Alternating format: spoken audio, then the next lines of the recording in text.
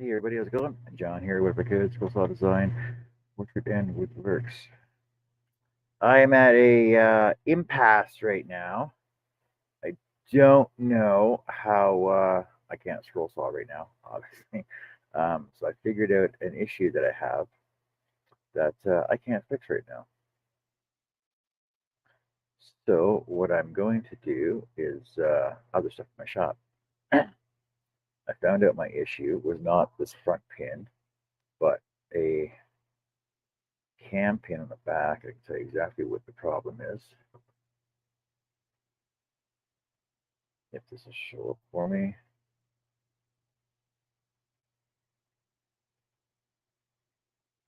Yeah, it's too blurry. Can't zoom in. But here's part of the problem. At the back of my scroll saw, I can show you right now. So this is broken and I can't fix it right now. Actually, I can even get my camera back there. I can't get my camera back far enough. But at the back of the scroll saw, right in here, see this bolt right here? This bolt is attached to a bushing, which has a cam on the back of it, and the cam actually it's like a ring with an arm on it, and that's the actuator for my up and down. So the problem that I have is that it's not working because it broke. There's half of it right there, right there. So I got no scroll saw, no scroll saw at all. So that's my problem. So since I have no scroll saw, I got to do other stuff in my shop. Um, looking at the diagrams for it. I know I have. I got my book here somewhere. I just got to find my book for it, but no, it's the same camera I've always had.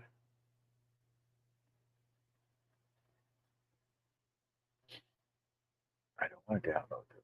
I want to go there.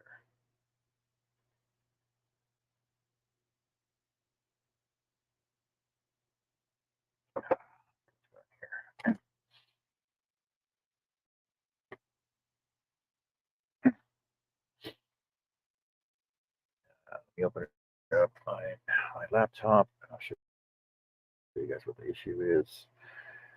Uh,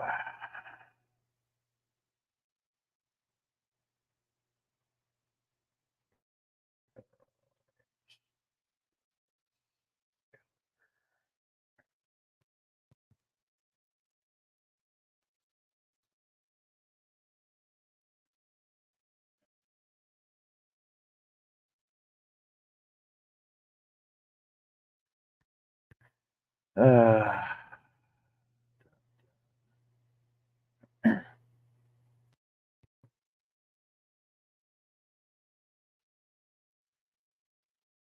oh, hey, Jason, how's it going? I guess it's colder today. No, same scroll saw. I'm gonna have to buy a new one now. Well, Carrie asked me this morning. She goes, "So how old's your saw?" And I said, 11, 12 years old. She goes, "Oh, how much does the new one cost?" I go, "About $2,000." She says, "Maybe in the summertime." I'm like, "Yeah, sometimes too late to wait. Sometimes too long to wait for it."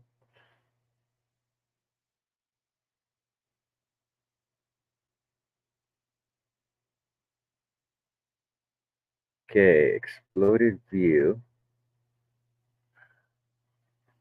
I need part. Even show it on here.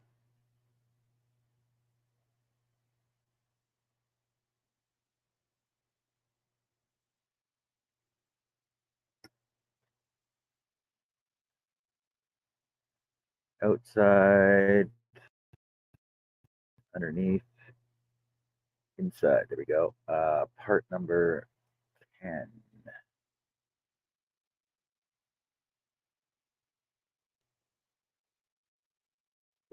So part number 10 is a motor cam. Motor cam. That's what I need. I need a motor cam. 14C, which goes on to the rocker cam. Yep. So the motor cam attaches to the rocker cam. Well, it's attached to a bearing, which attaches to the rocker cam, which allows my scroll saw to move. And that's the problem I'm having right now. So I'm out. So now I have to buy a scroll saw or get a new one. Let's see if I can fix this somehow. But I know you can't weld cast pieces. I can probably try using JB Weld on it as a temporary fix until. Oh, see, but then my auction's sort of screwed because I can't make stuff for the auction if I don't have if I don't have stuff to scroll saw. If I don't have a scroll saw to scroll on, I can't make stuff for the auction to make money for the funds for the auction for a new scroll saw. So now I'm sort of screwed. Hey Wade, yeah, motor cam makes my scroll saw move. Motor cam. Oh my god. Hey Nancy. Nancy's got a members live going only. Mr. Alforte. Oh, you're here on Facebook and on YouTube. Oh, look at you multitasking there, buddy. Good buddy. So I don't know. Is there any welders out there that can explain to me if I can weld cast pieces? Shitty. So that's probably what the knocking was. The knocking was started last night, and so that was the issue. And obviously, it was not the pin. Facebook was the bait. Well, that's why I go on Facebook and on YouTube as well. Okay, so Nancy, my scroll saw is broken. I broke my motor cam. My motor cam, which is this half of this piece here. Actually, I'll draw it for you. So the motor cam looks like this. Why do I have no paper here? I'll draw it on a napkin. So the motor cam looks like this. It's basically a circle with a bearing inside of it that goes on to the arm. It's like that. It's like that. And this piece right here is that piece right there. I broke right off. So the rest of this piece, the rest of this is still attached to the scroll saw. This piece broke off, and what happens is as this turns, there's it's weighted. So as the motor cam turns, as the motor turns, there's a weight on to offset it, so that this cam will go up and down like this, and as it does that, it makes the scroll saw go up and down.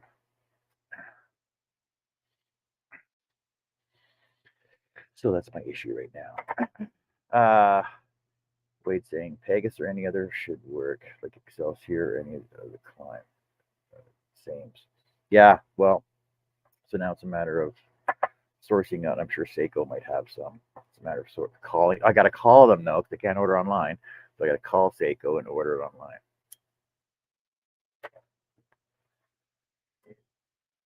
But I don't even know because there's an Allen head screw on the one side, but there's obviously none on the other side. But I can't pull it off. And you can't pull the cam out without pulling the motor off. So it's got to pull the motor off. Then I got to disassemble the whole top upper arm. I don't know. You don't know, but first screwed because like can you guys hear this?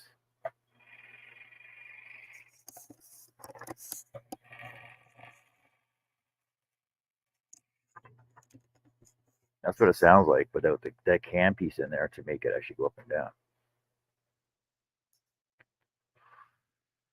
I suppose temporarily I can put an O clamp on it, an O-ring clamp.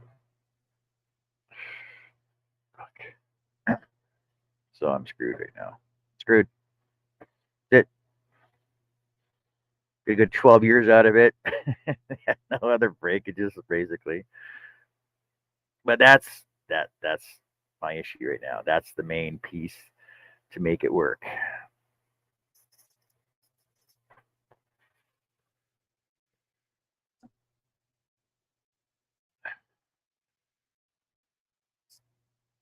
So I don't know if this is the motor cam, the rocker cam.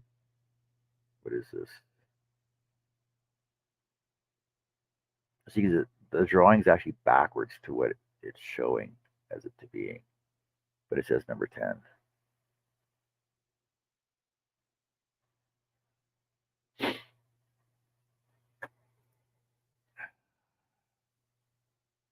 How do I get out of this full screen?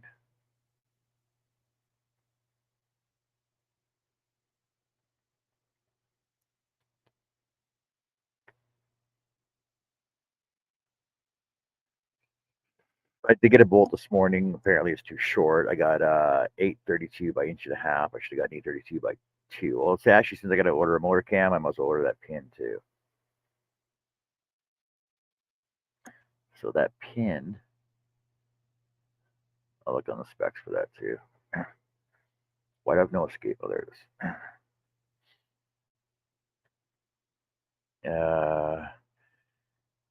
Hey, Richard, how's it going? We'll be back later for your machine. So now I gotta here. So now I'm going to source out scroll size. See, so it's down to 4. It's gonna be Excelsior, Jet, Pegasus, or Seiko.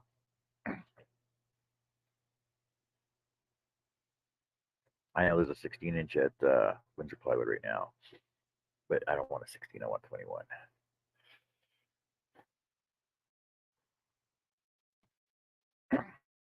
You know, or from the States, I know it's gonna be freaking too expensive. Seiko.com.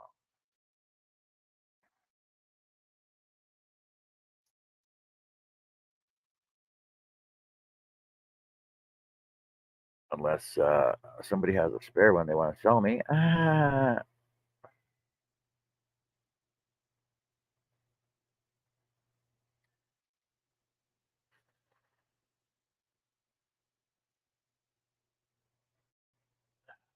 Seiko scroll saws.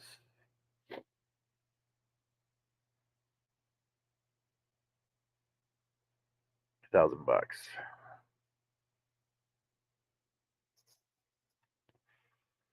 I'm sure it's American too. 120 bucks for a magnifying glass. Oh my god! I think I got mine at Michael's for like 35 bucks for the exact same one. What are they going to charge for shipping on this thing then? Cart.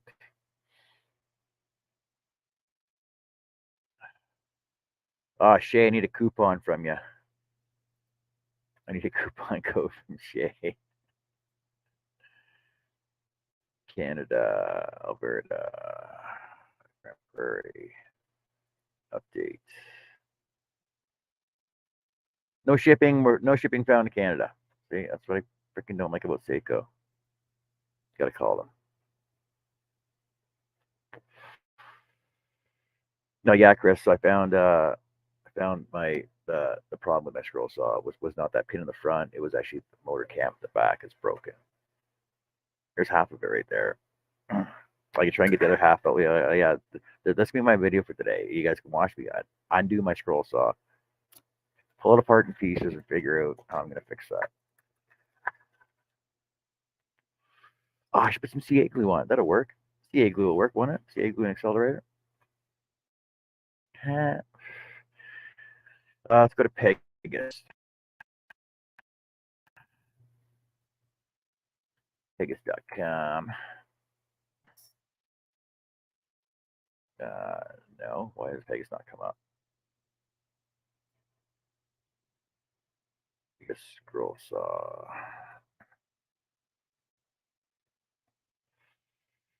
Bearwoods. Let's go to Bearwoods. You know I'm gonna paint it green though, right? Pegasus 21-inch scroll saw, 1,300 bucks.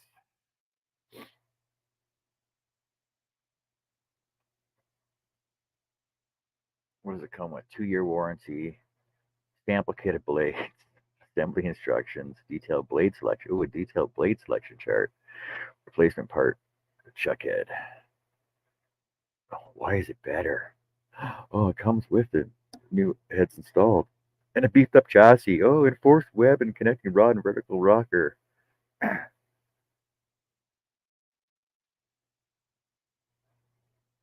Oh, see, a saw and stand are available. That's what a ripoff. Man, mine came with the stand and the foot pedal for $1,200. Add to cart. View cart. Get rid of those.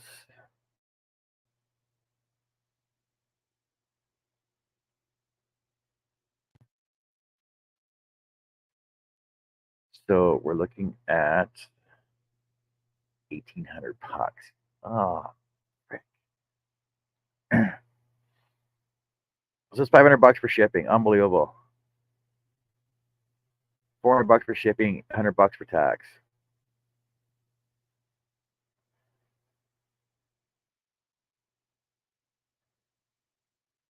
No, it was cheaper shipping. Why US? What? Why am I paying UPS shipping? It's Canada. Unbelievable. Unbelievable. I got my Excalibur from Target. Oh, wait, stop. I got my Excalibur from Target online, 430 with foot pedal delivered free. If I get 4 years, I'll be happy. I tore the walls apart 2 times a year. Dang, just fix the old one. Well, the problem is General Instrument doesn't exist anymore. At the time when I bought it, 11, 12 years ago, it was the Cadillac of saws. It was the top of the line saw, besides Hegner and RBI Hawk. Um, so, and like I said, for $1,200 when I bought it for 21-inch tilt head, not tilt table. That's the problem with the DeWalt 2 tilt table. So tilting head and stand and foot pedal and lifetime warranty. Problem is,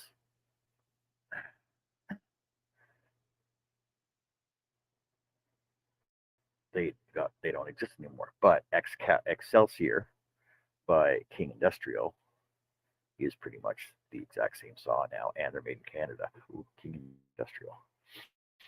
Okay, let's look up Excelsiors then. Industrial Canada.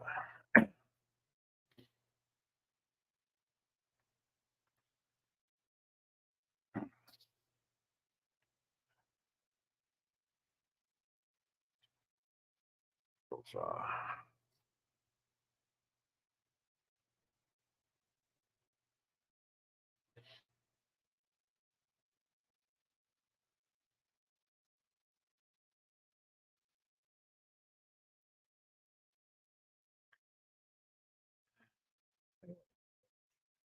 So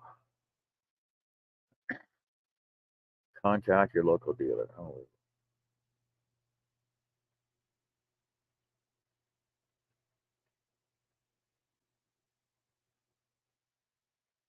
why can't I get it from them?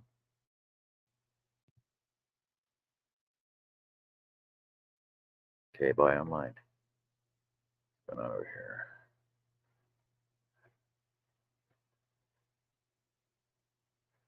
Machine out apart or pay a machinist, I reckon. Yeah, lifetime warranty is life of the company, obviously. Oh, hey, Larry. What? You're looking for the guy, or you know the guy at King Canada?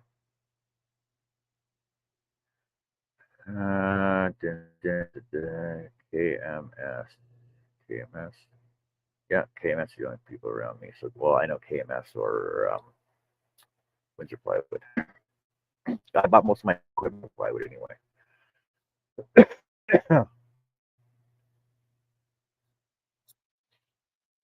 Okay. KMS. Girls equipment. Tool.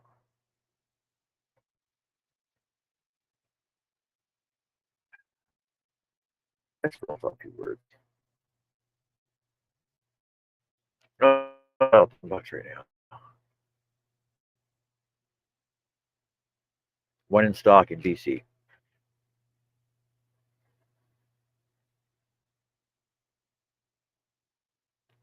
I guess I go to KMS and see how much they take or get one in then. I'm looking for a saw. My motor cam snapped on me last night. That's the problem I was having. This half of my motor cam. I can try and pull the other half out, but I gotta try it. I gotta disassemble my entire saw.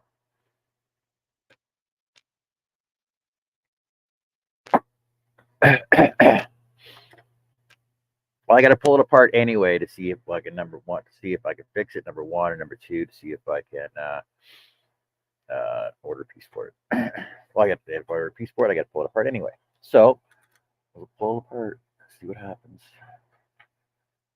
But inside of my saw, the inside of my saw. So there's the outside. There's the outside of the cover for it, and there's the inside of the cover for it. It's pretty clean. It's just got a little bit of dust on it, but it's pretty clean inside there. It's pretty clean. But oh yeah, let's turn power off. Undo my power. Oh well, hate to hear that. Yeah.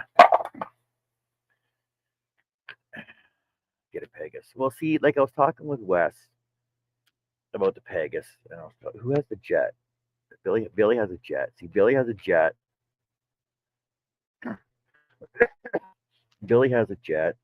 Um, Wade's got a Pegasus.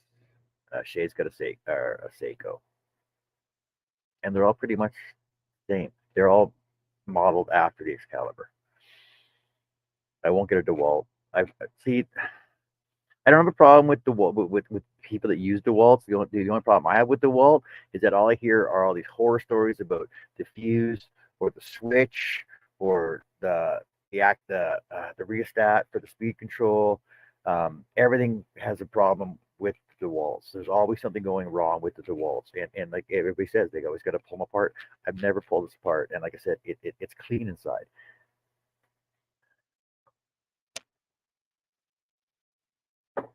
You have to feed the gerbil every so often. Well, let me get pictures of this. So,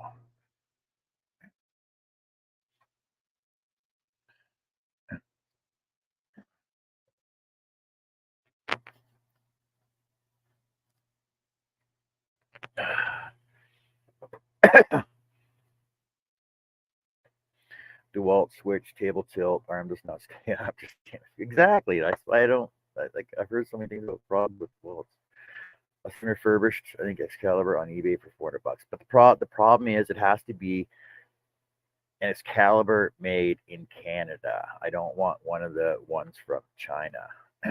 This is like one of the last machines that was made in Canada. So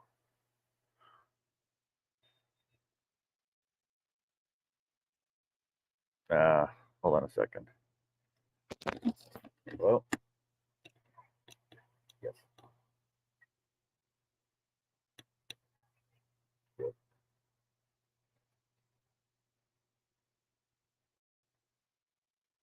Yeah. I got a question. Why does BC never come up? Why does BC never come up?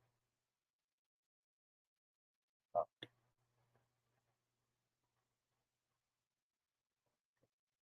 wait, what's going on? Good, no problems. No, yeah, they're taking Italian. I'm not running a site jack.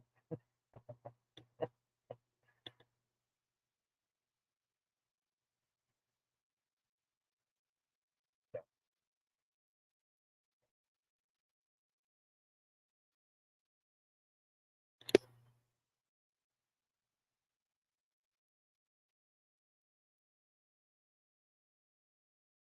yeah, sure.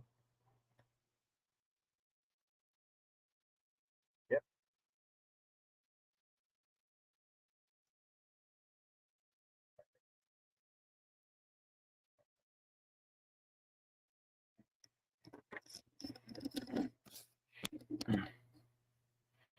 Yeah, it has to be NS caliber from Canada. And the thing is, it says on the tag down at the bottom corner, made in Canada. That's the important part. Because otherwise, you can get the made in China ones, which there's problems with those too. Because even the the series that came out, the version that came out after this one here was the Black Anniversary Edition one, with the dust port on the bottom. The table itself had all those perforations in the table for the dust port collection. And this one also does have test tube holders down the side of it as well. The black one has fancier test tube holders, the dust port on it, and it, it it was made in China. It was the first one made in China before they got bought out, and then they went to crap after that. But even if you can, if I can find an Axminster, but I don't think I'm going to pay shipping from freaking UK for one either, because Axminster is also Excalibur. It's just rebranded as Axminster in the UK.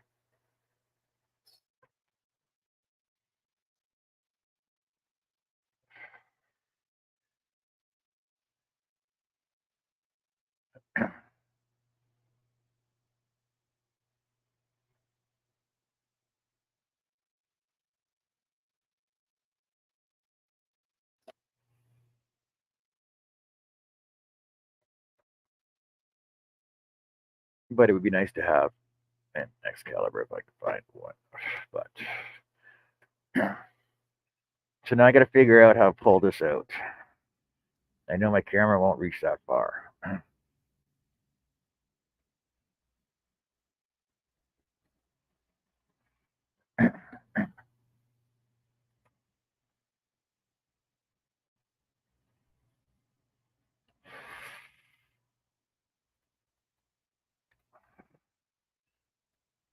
But I went down and picked up the bolt I needed to fix the front end. Now I got to get this cam out now, and I'm sure because I can't feel if there's a nut on the back side of this. But I know that the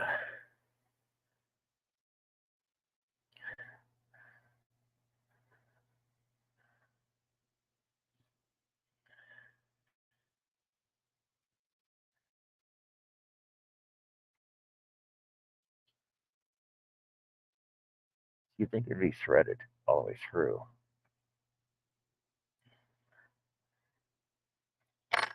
Mm. Let's check the drawing.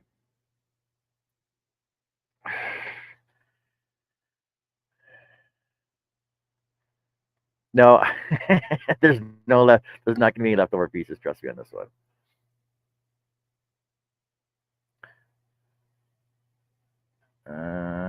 Cam.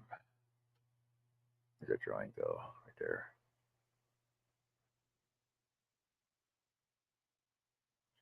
12 and 59.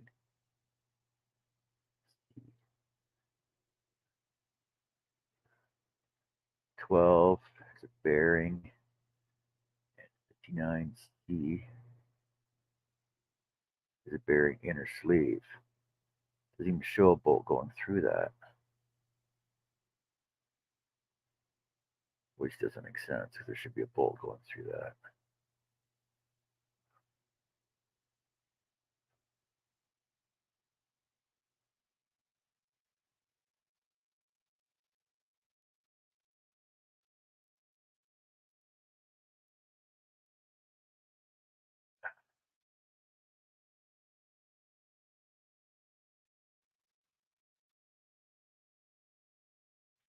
No, there's never extra pieces. I know where everything goes.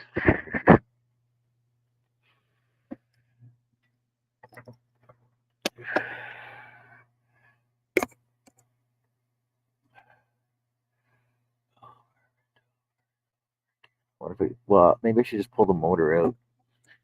If I pull the motor out, then I know the cam will be loose. Then I can figure it out from there. So you gotta reach in behind it. I really don't want to do that though. I guess I'm gonna have to.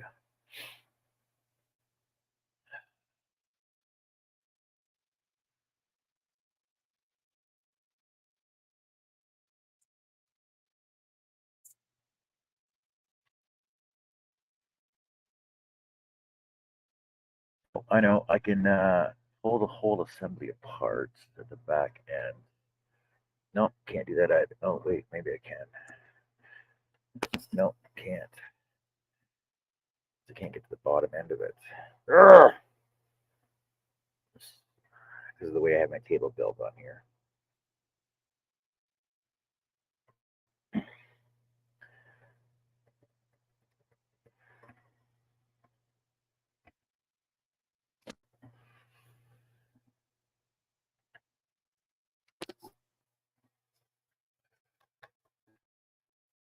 This is also the first time I pulled anything off of this except for my blade holder.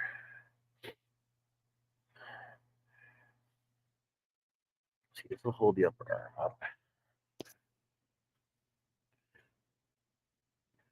No, I'm not going to Marketplace to get a new one. There's nobody in town that has them anyway. That's selling them.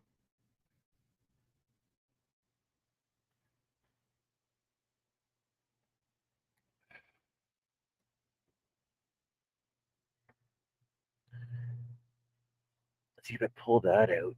Then my issue is, oh, that's pretty worn out too. Wow.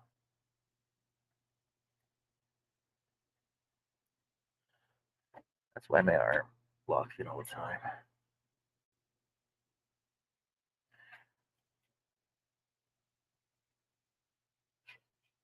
Okay, if I pull that out, then that should come out.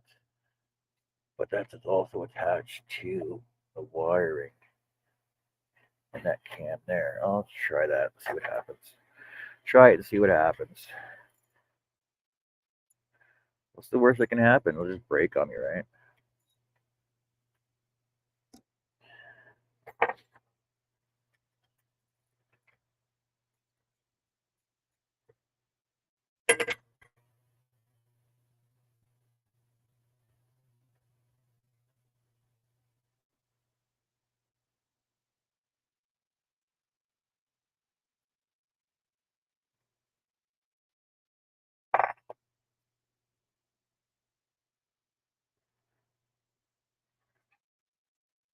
Yeah, I unplugged it. I unplugged it at my foot pedal. Now I got no power. So it's just power.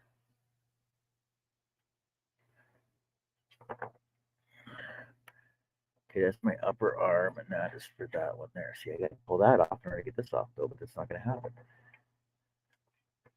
That one goes through the bottom one. That one should have gone through the top one, which it did.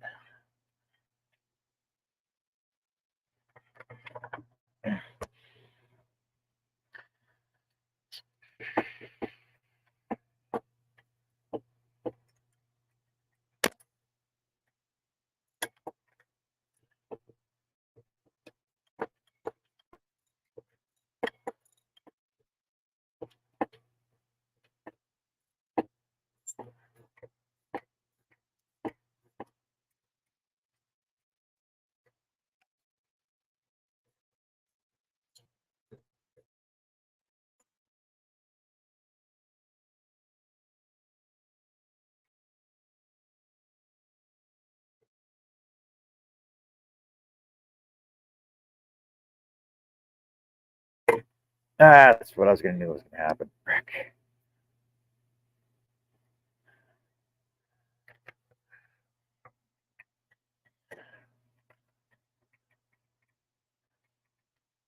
Yeah, there's a nut on the back of that.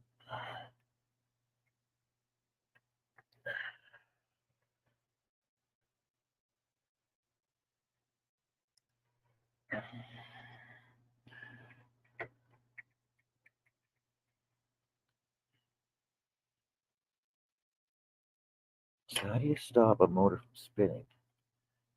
There's no lock pin on it. So I checked my bushings, and it wasn't my bushings because I knew it was a power issue. So some part of the power issue was a problem. That's not a problem. That one there. This one here. This one here. Am I supposed to get that apart and get at it?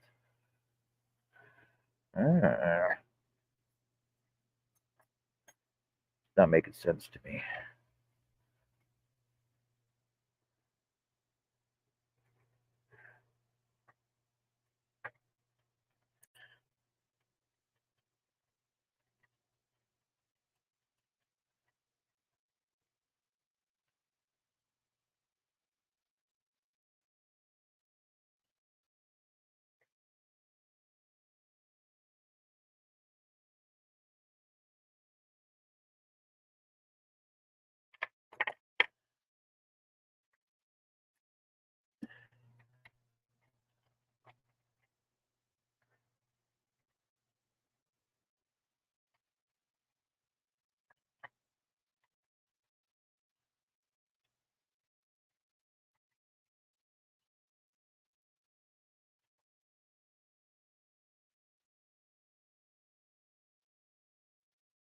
There.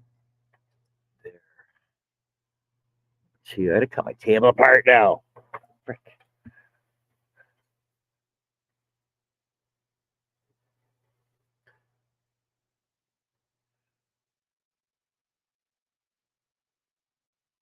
Yeah, I broke it. I broke it. Now I got nothing to do with it. Can't even see in here, can you guys? That's about the best angle I can give you as far as my camera will go. Oh, actually, you know what? I can add I got an extension I can add on this. Give me 1 second. My extension right there. Okay, let me add an extension to this camera, and then I'll plug it back in. You can see it.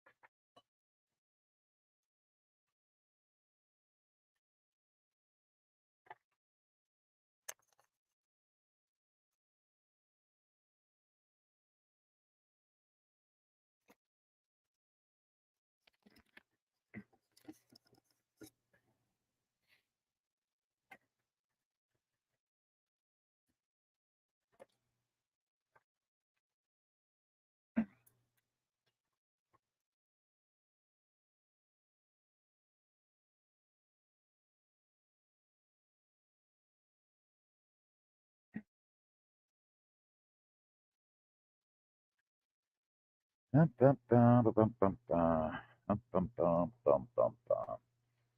there we go. So, as you can see, the problem with my scroll saw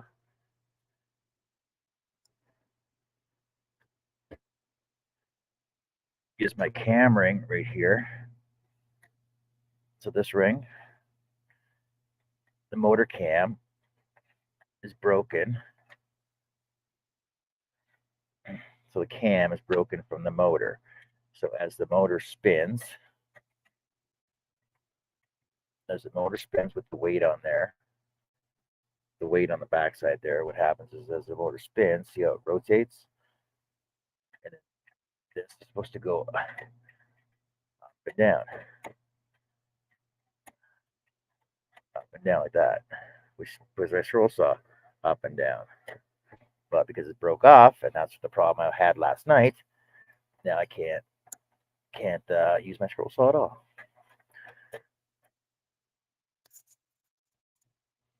Like I said, either a new cam arm or as a temporary fix, try and figure out how I'm going to get this attached back onto there. But there's a nut on the back side of this. They can't get it right now. So I got to pull my whole scroll saw apart.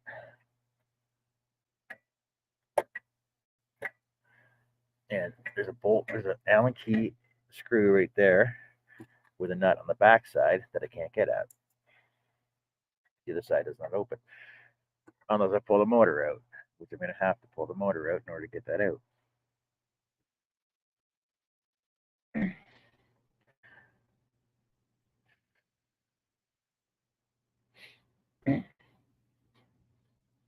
So let's pull the motor out, and then I could access the backside, get the cam arm off.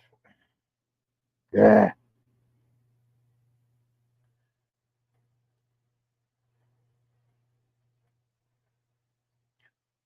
But before I do that, I'm going to mark this.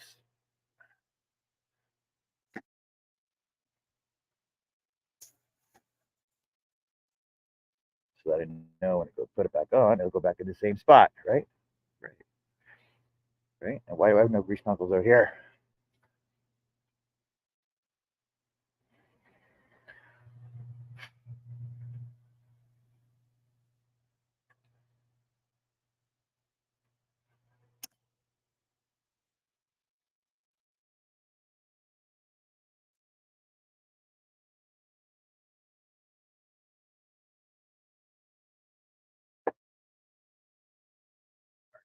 Spots. So I know that orientation is correct on it.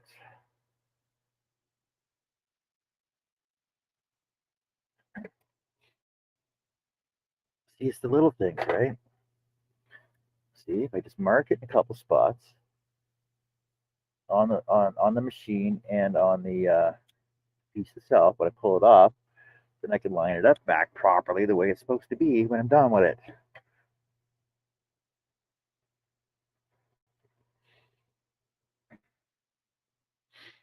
Can you use a pair of bent nose, needle nose pliers to hold the nut and take the Allen screw out? No, it's too far back, and there's probably only maybe less than maybe 3/16 space in there.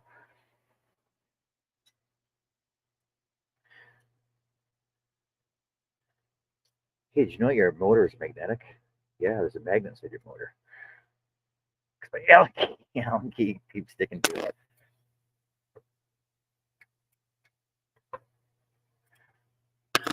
1, 2, 3 bolts. Well, 2 of them are accessible.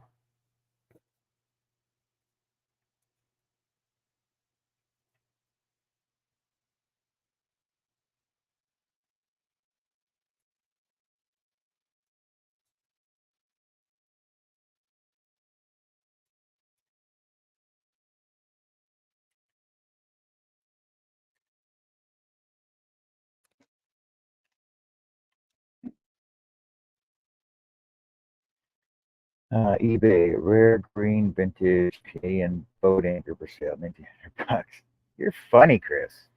You funny guy.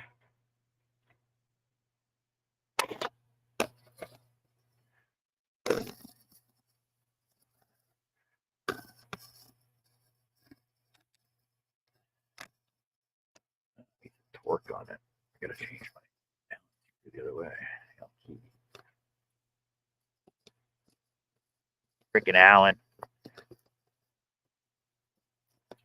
Which came out first, Allen screws or torque head screws? Torques. That's something for you to Google. Allen or Torques? Torques are more precise, I imagine. And you get those stupid safety security Torques with a hole in the center.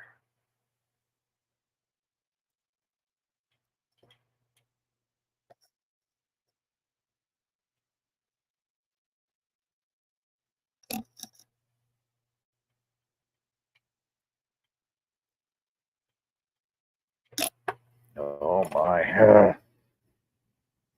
Do you have a new connecting rod, or can you get this one TIG welded? I'm not sure yet. I can try a couple things. I can try um, a hose clamp first, and then I can try a JB weld.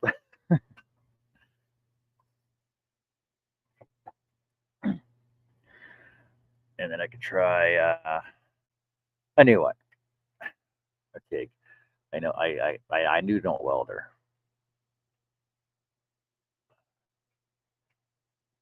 Well, I gotta get the piece off first. I know a couple of guys with that do machinery stuff too, so I probably see if I can get one machined.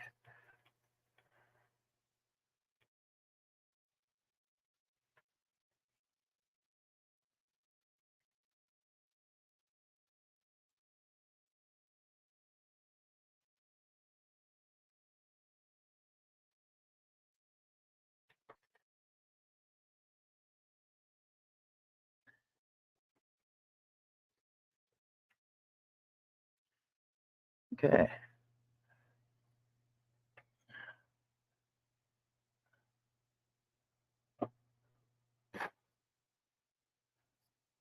I got some rubbish on my motor. See that right there? That's from my upper arm. That would definitely be from my upper arm. Right there.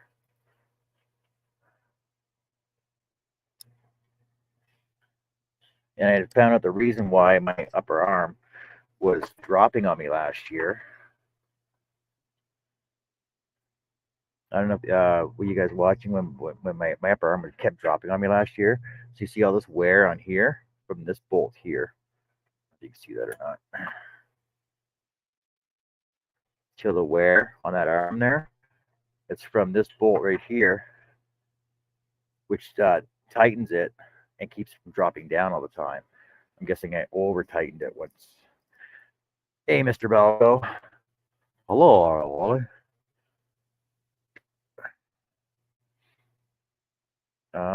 That bolt should be flat on two sides. I'm not missing a piece. What are you talking about?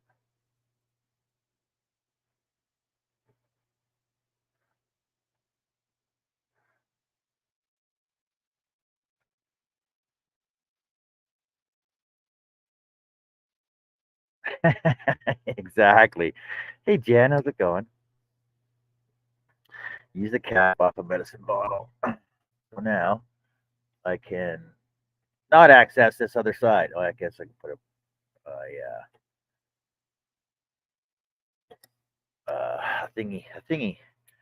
wrench. Let me put this bottom bolt back in and raise this back up so I can keep it in place so I can make it more accessible for me to get to.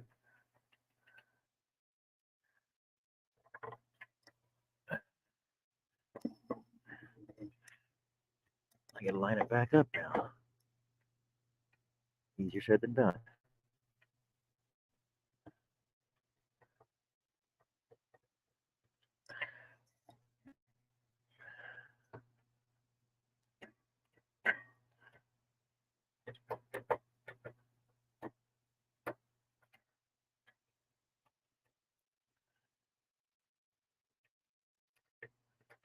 Herb, you got a spare scroll saw you're not using right now? I'll pay shipping for it. Okay, let me just put this in loosely. All right, now I can get a wrench. Oh, I can't. Oh my god.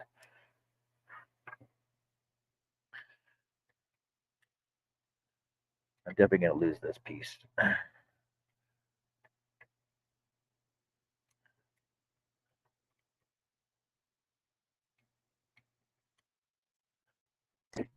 Wrong one.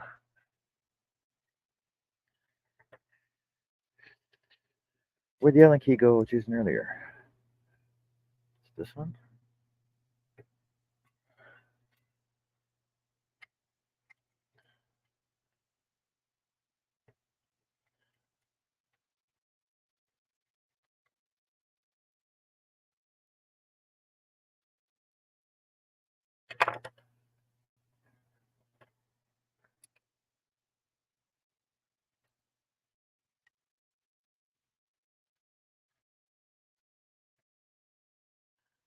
That's right, but this isn't right.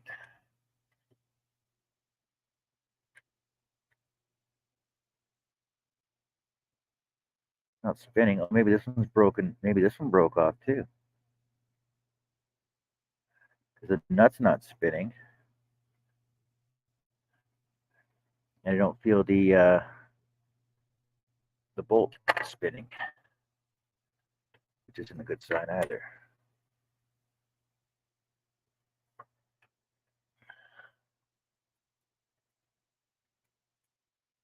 That's the right size Allen key. Oh, excuse my head for a second.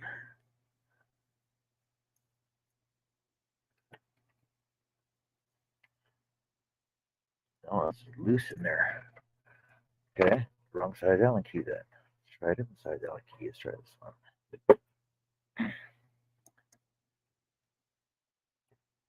There we go. That's better.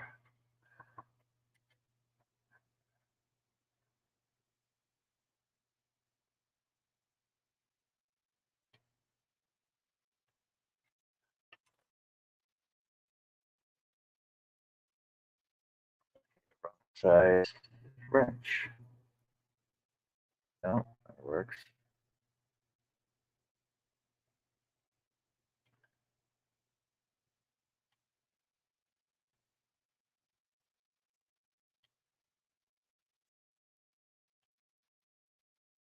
Nice fine thread for the bolts. No, there's the wrong size wrench. It's 10 mil. It should work.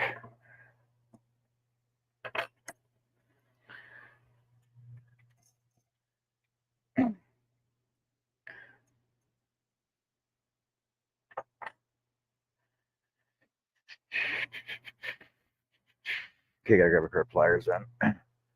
Allen heads came out in 1909 or so, torques the 1960s. Oh, really? Hey, Jesse. Oh, yeah, I got messages here. What's going on? What's going on my phone?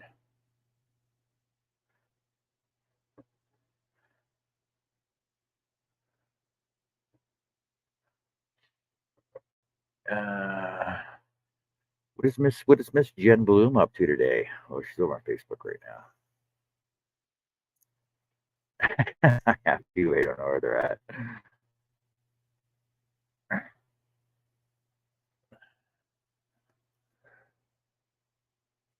Oh, there we go. You know those pliers.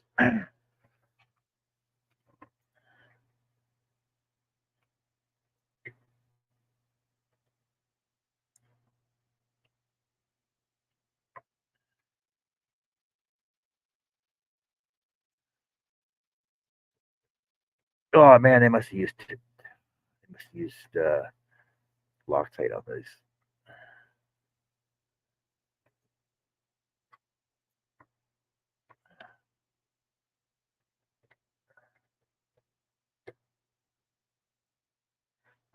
Okay, I gotta find a different size wrench. Need one for this size right here.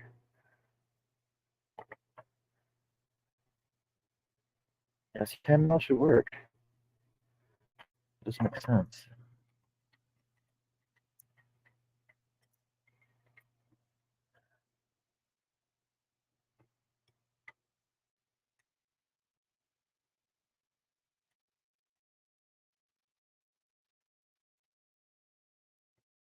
Spinning in there. Okay, let me get a different size wrench. Give me a second.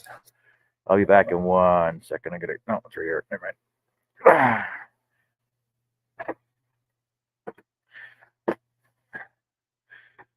No, I don't think. Don't think. No, I don't have a wrench in here. Okay, I gotta go grab my wrench. Just give me a second.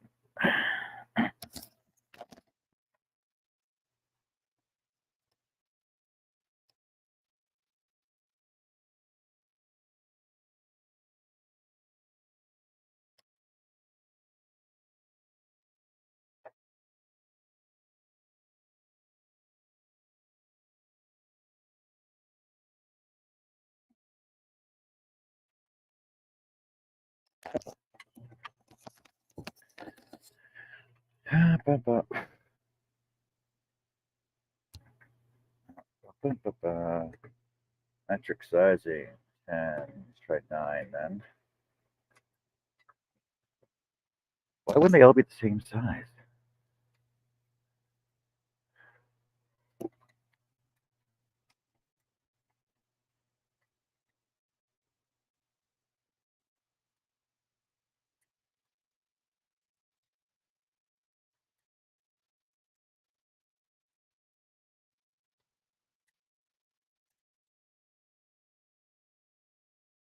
Oh, it's got to be an 8 then.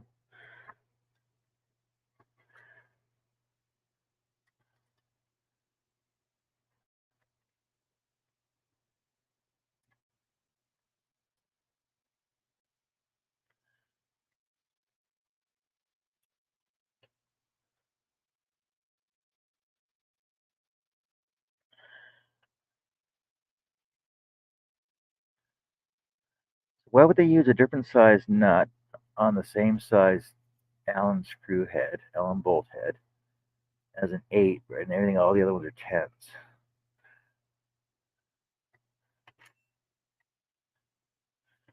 Okay, now I'm gonna lose it. Now I gotta grab my, those pliers in there.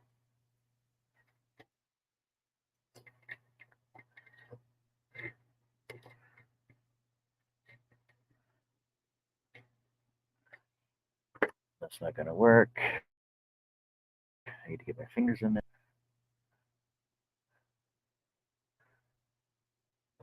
And I'm gonna drop it now, and I'm gonna lose it. I'll be really choked.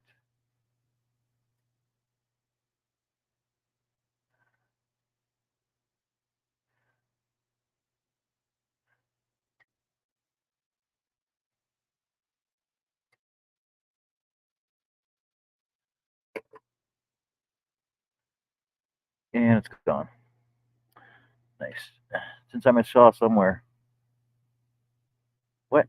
Why won't it come out?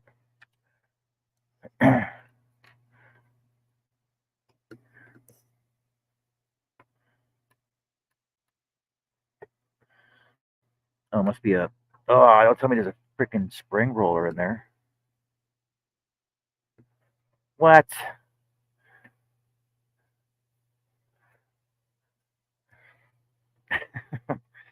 Wes, you're just a troublemaker right now.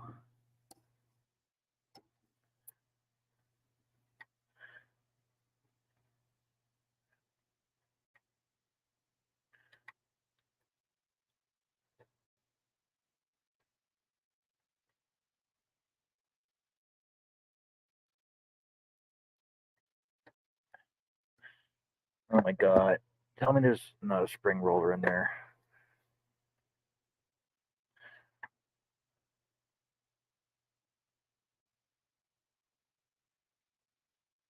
Okay, how am I gonna get that out now?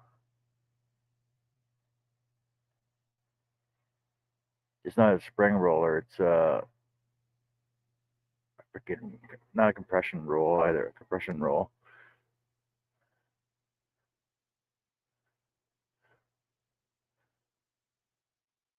No, because my cam goes in between both of them. Brick. How am I gonna get that out?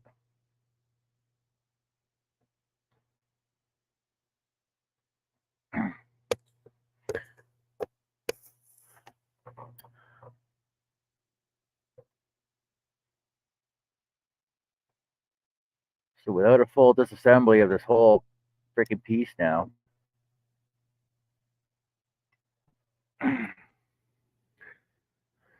Yeah, bushing. That's what I'm talking about. But it goes through. So this bushing goes through both my cam arm, and my motor cam arm, and my up and down pieces. It goes through all three pieces. I got to get that out in order to get this out, because this is broken on my scroll saw. This is my broken piece, because it should look like that.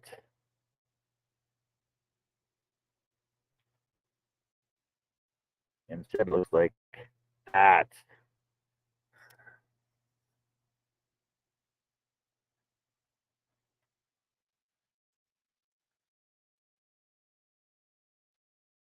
I think JB Will work on that. I don't know. Fits nice in there though.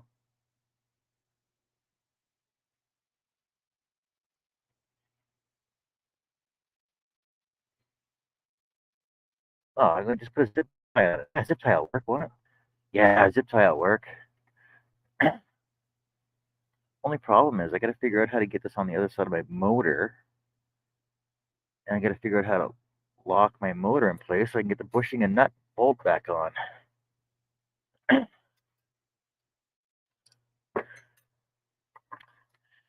Because the cam arm fits on the back side of the bushing. I'm able to just use a pair of oh, how am I going to get that back in there then?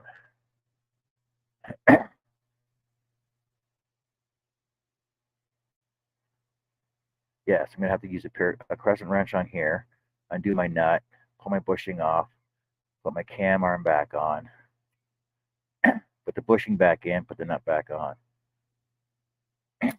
Once I get a new cam arm, right? Right. Be a spare cam arm sitting around. Motor cam. But I got to figure out how to get that out now. How to get that bushing out.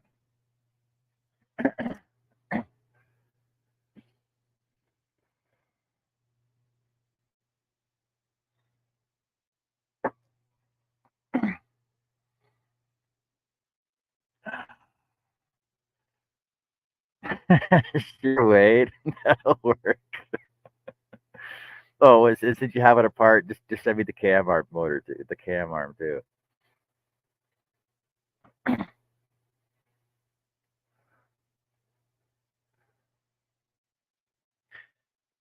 A couple of tasks would do, but I suspect it snapped from a different problem. Well, see, I'm guessing it snapped from number one, overuse. Number two, just the age of it too. It's because it is the main moving component. So I'm guessing it cracked. Where did I just put the piece at? Right there. See, I'm guessing it cracked. It's actually fresh too, because it doesn't look like there's a lot of wear on there. It's just dirty from my hands touching it right now, but it's pretty fresh. So it would have happened last night when I was figuring out my knocking problem. It's a pretty straight break too.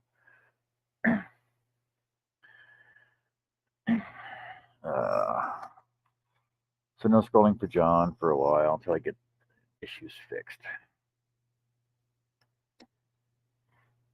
So what you're saying is I scroll too much? Is that what you're saying, Richard? I scroll too much?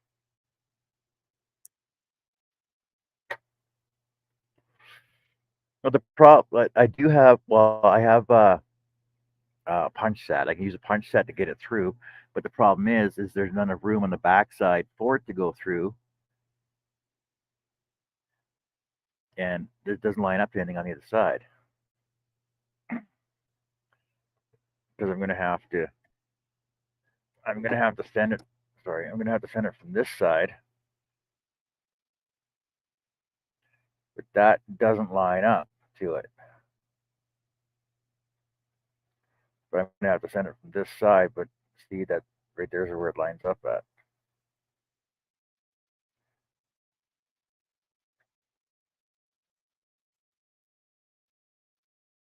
So I'm sort of screwed because I can't send it from this side.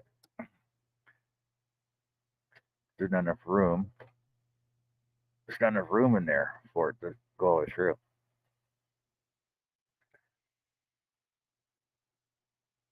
It's like an end scope. Not enough room to undo those bolts. Not enough room. Well, I could probably undo that one bolt there. Drop the top down, and then drift it out from inside the center hole here, the motor hole.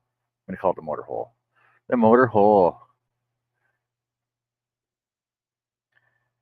Too much left or right could have snapped. No, it's pretty secure in there. I only got one bolt in there right now.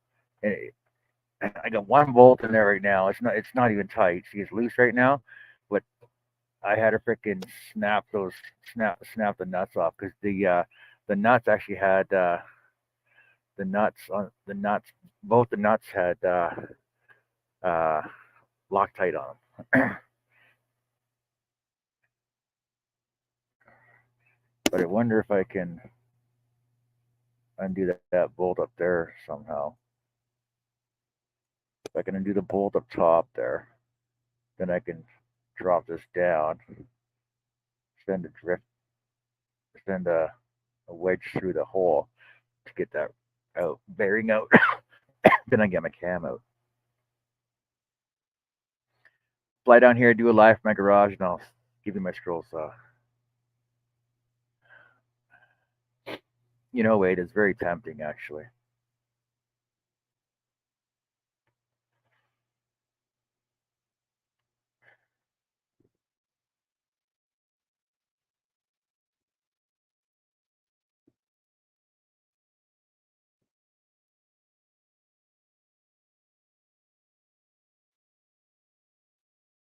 Well, the only problem is it's very tempting, but it's not very feasible at the moment.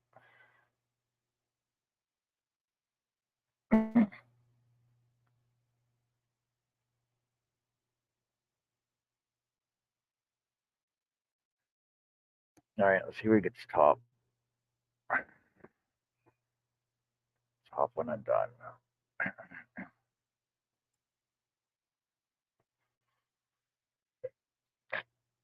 Hold on a sec. Let me look at sites. Let me look at flights first.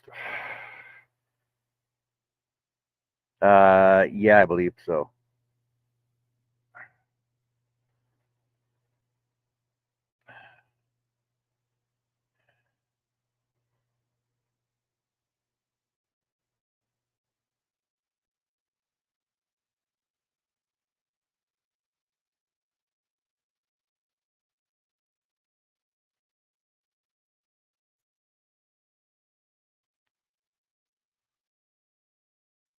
Earliest flight is Monday.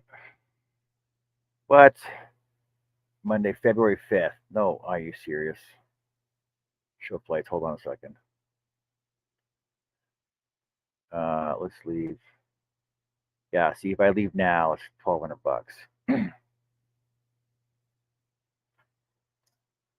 $1,200 return flight to Halifax. But if I leave, it's if I book for next Saturday, it's only $460. The 27th is $400 return flight. So if I leave on the 27th, come back on 28th.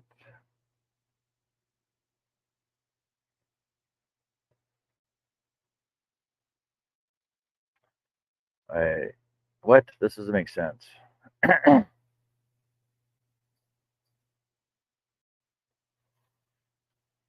It's a 13-hour flight with 3 stopovers. Oh, no way. I'm not doing that. I'm not doing that, Wade.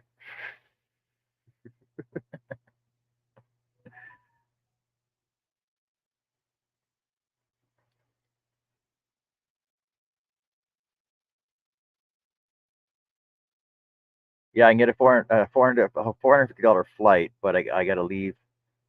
I leave. It's a 13-hour flight one way. So there's a layover in Calgary, and where's YUL?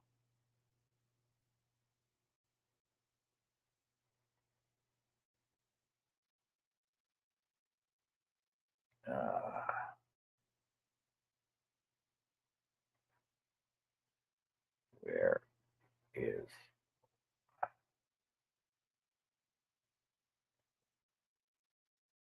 YUL? Yukon. Why? No way. Oh, sorry. Pierre Elliott Trudeau Airport in Quebec. So there's a layover in Calgary and a layover in Quebec.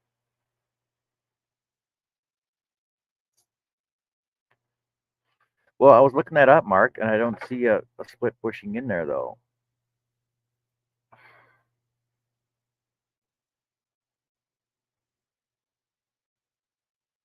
Part 9, 12, and 59C.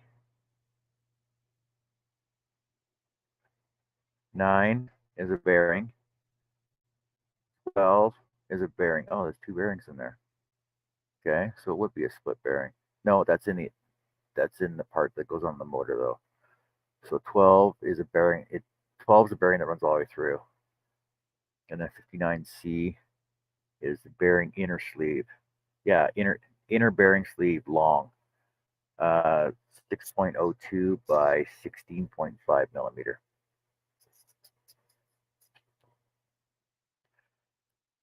So it's a full bearing all the way through. Oh, you're looking at part 21. Part 21, bearing 1412, yeah.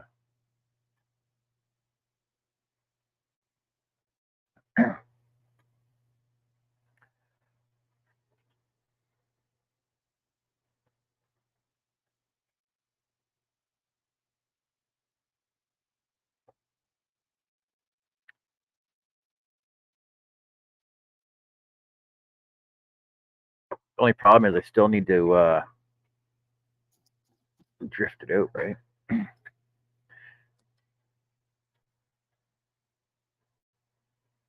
See, I can't even reach the top.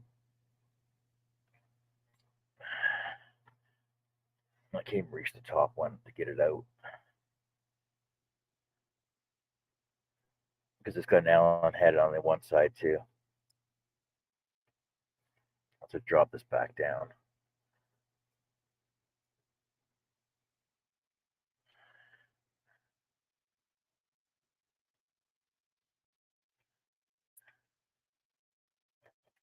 Chunk. Oh, now I got to find my nut for my bolt I pulled out, which is lost. It's down inside now. That's not good.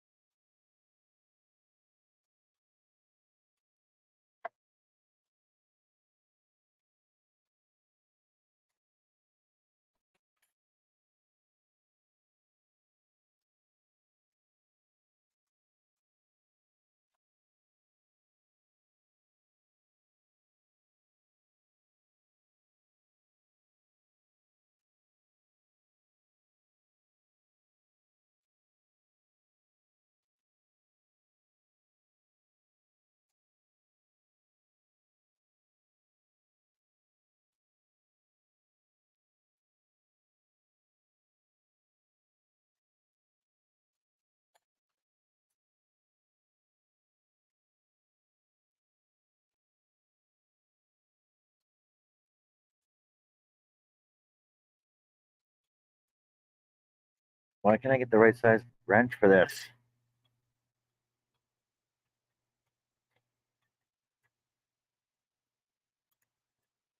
It's either an 8, a 9, or a 10.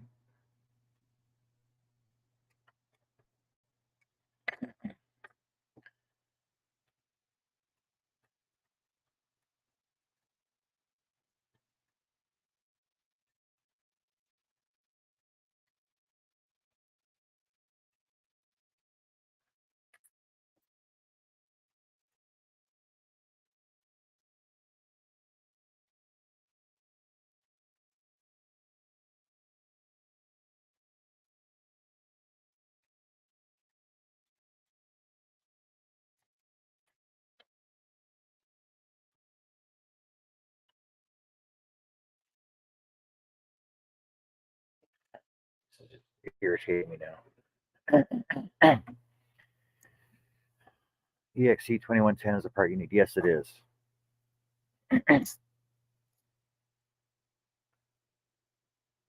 Part number 10. EX21C10.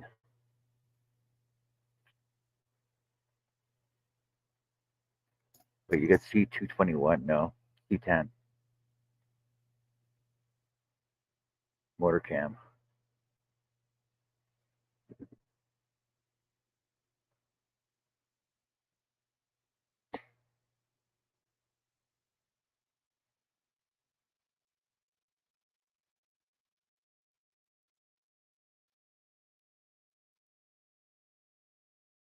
See, but it's weird because the spec drawings actually show it backwards. But mine's backwards to what the spec drawing shows.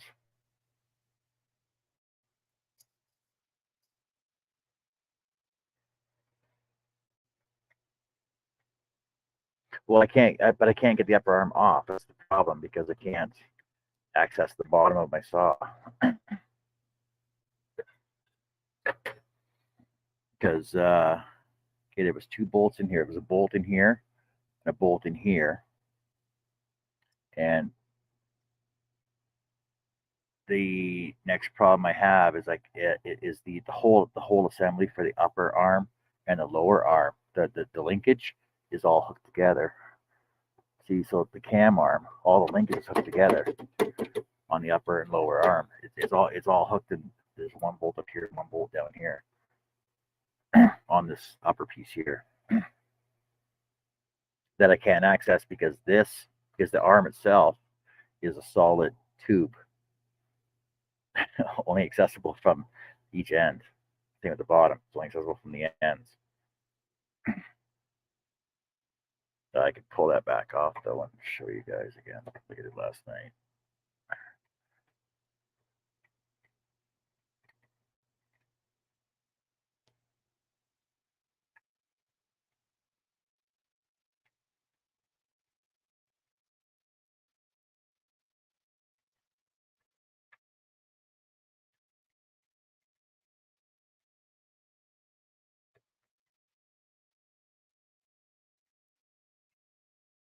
Problem with taking something apart one time is it never goes back together the exact same way.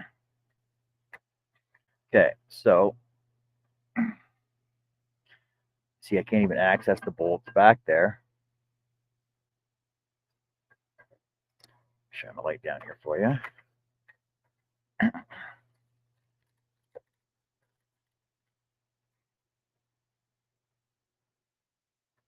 So I can't even access the bolts at the back.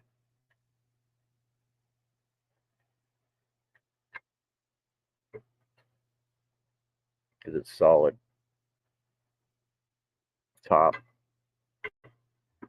bottom.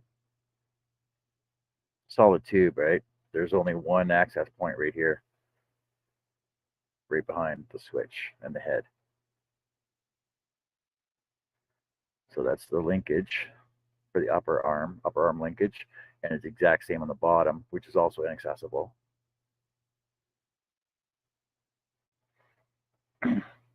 So I need to, like I said, I need to get at a second here. My wire's too long now. I need to get at that bolt right there. I do that one so I can get that. So I need to get at that bolt right there on my upper arm linkage. Like I said, and the bottom arm linkage is connected together as well. Like it's a very well built machine because you can't access anything to service it, right? So like I said, I need to get at that, but I can't access that Allen screw.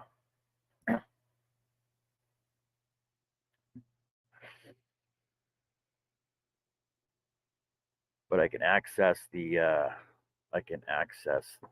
nuts on this side, and basically I'll just have to put a pair of vice grips on the other side. I don't see it, and I dropped my my bolt, my nut. The other side is down there somewhere. See, it's solid all the way through, so I know my bottom nut is in there somewhere. If I fell all the way through. Oh yeah, I guess it might have fallen right to the ground.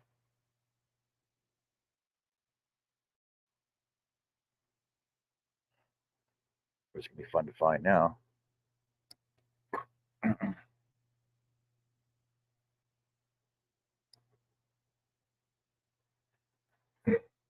Because John keeps his shop so clean and accessible. Oh, actually, I see it. Haha, I see it. Now, whether I can get it or not is another story.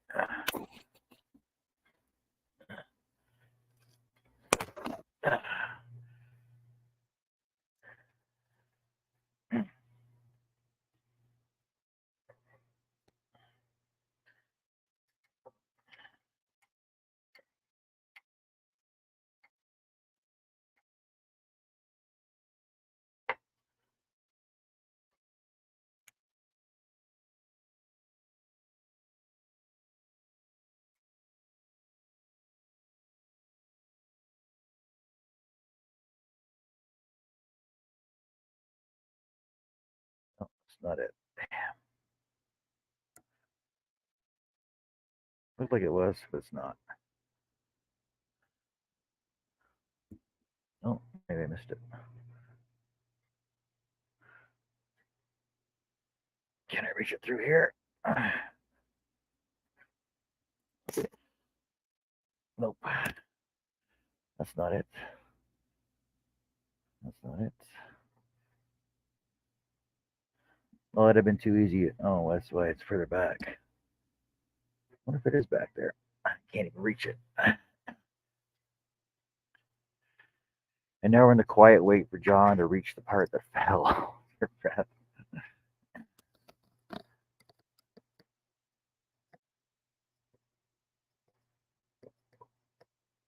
What is that? Piece of wood. Yes, 21-inch. Piece of wood.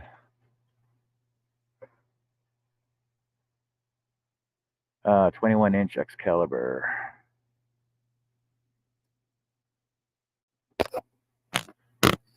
No, I don't feel it back here. Oh, wait, no.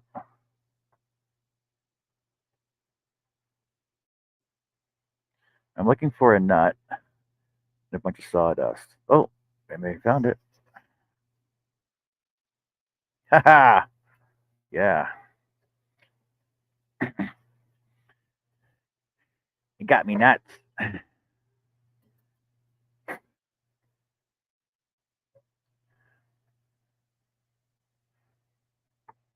can put it back together without a problem. Stupid question. If you take out the front of the arms, will they come out now that the cam is off?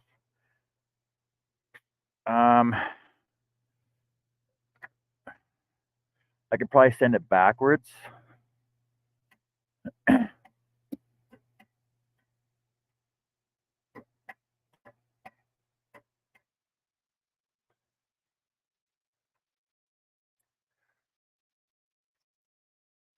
I can probably send it backwards, but I'm going to have to undo that joiner piece there. I'm not sure how far through it's going to extend. Like it looks like just a filler piece in there with a nut on each end of it, so I know that it's torqued in place. There's a bolt running through vertical there, and there's a bolt running through vertical there, past that point. Well, past that point. Oh, so I wonder if I can just undo that one there then. So if I undo that one, if I unbolt that one, let me see if I can. I should be able to unbolt that, and I should be able to send it to the back. Thanks, Wade.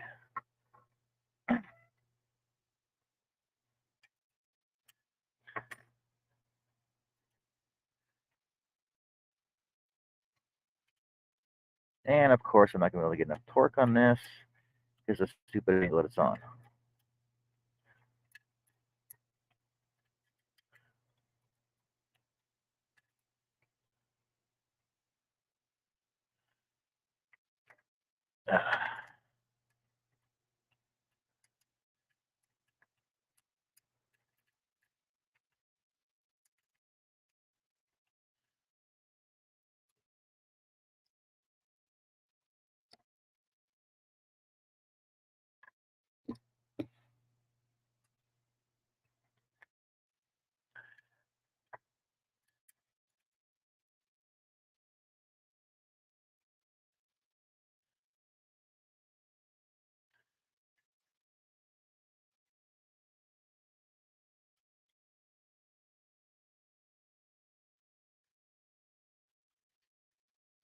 Course, course. A horse, a horse, a horse, of course. A horse of a different color. Where's my other 10 mil at?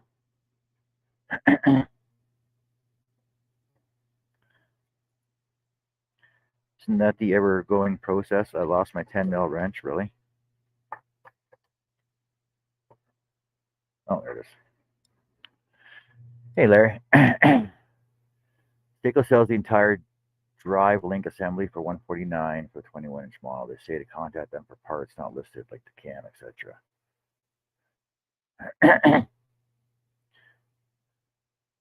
Well, yeah, but apparently Monday's a holiday, so now I can't talk to them on Tuesday. And then it's gonna fucking pain in the ass. Seiko just irks me with their freaking shipping shit because I can't talk to them because I'm in Canada. Can't do anything online with them, which is an issue I tried to discuss with Shay. Well, no, if you just call them, then you can deal with them directly. So I shouldn't have to. I should be able to I should be able to do it online.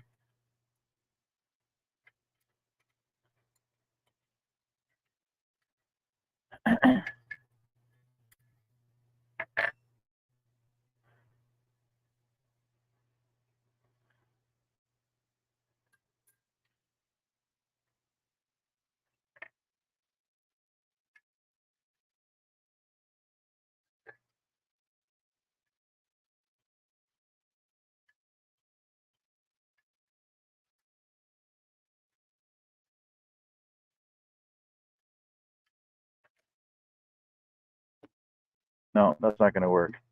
Can't far enough. The threads don't come far enough out. They should, though.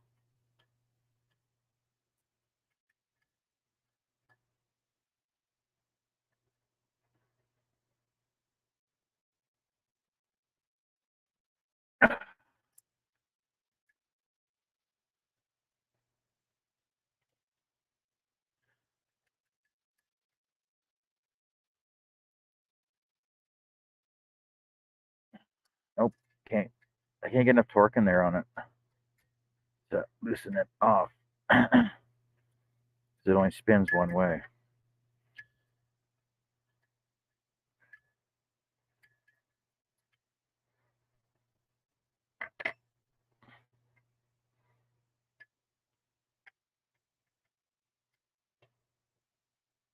One goes that way. On. Off. Oh, wrong way maybe.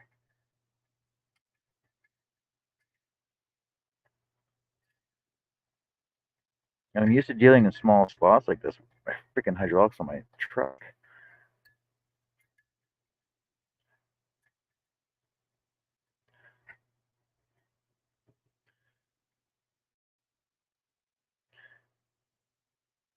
Nope, I can't get enough. There's not enough space in there to deal with this. Which is stupid. I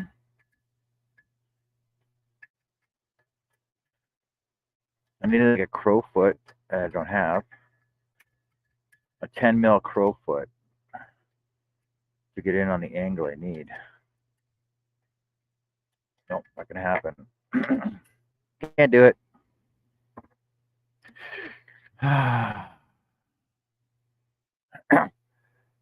The knob on the top knob right there is to keep the arm up.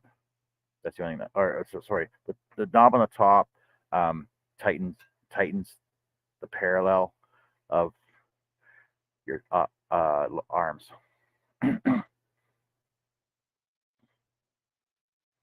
Because it's actually not attached to anything inside. No, it's not attached to anything inside. Basically, what it does is, I don't know if you can see it in there or not. Give me some light down there for you.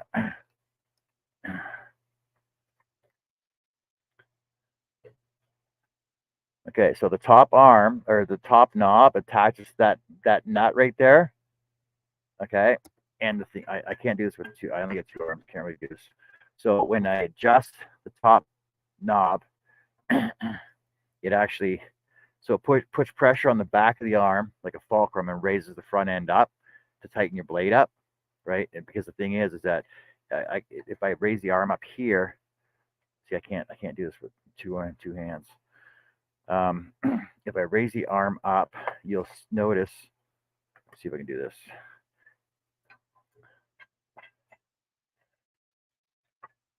If I raise the arm up, you'll notice that the nut is not attached to anything in there. See how it's free in there until it hits the plate of the top upper arm. See? It's not attached to anything. It's basically just a fulcrum point to tighten the blade up.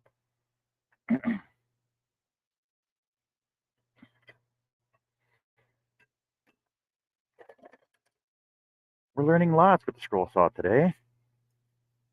Learning how ineffective it is to service an Excalibur.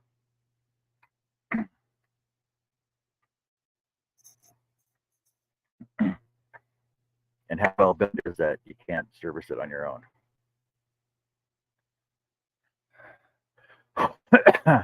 That nut right there, sorry, that nut right there, that nut there is to stop the arm from dropping on you. So when I raise the arm, see, that nut there stops the arm from dropping down. That's the problem that DeWalt's have, is they don't have that. And from tightening that up too much, I actually scored my arm itself. I scored right through the arm here.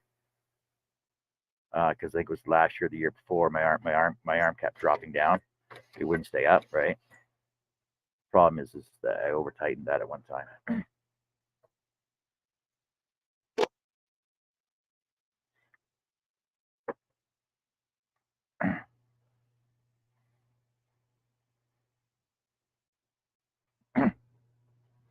Like it's a very simple process. It's just a matter of getting the pieces out that I need out, which for me right now is the problem is that the motor cam right there. I can't get that out right now. But once I do, I got to figure out how I'm going to get it fixed or get a new one ordered until Tuesday. So, like I said, unless I can find a decently priced, cheap scroll saw right now. And Carrie says I have to wait till summertime.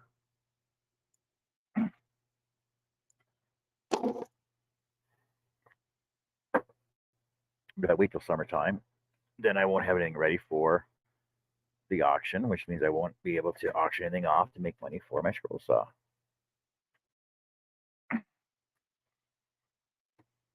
That is what we call a conundrum. How can you work if you don't have experience? How do you get experience if you don't get any work?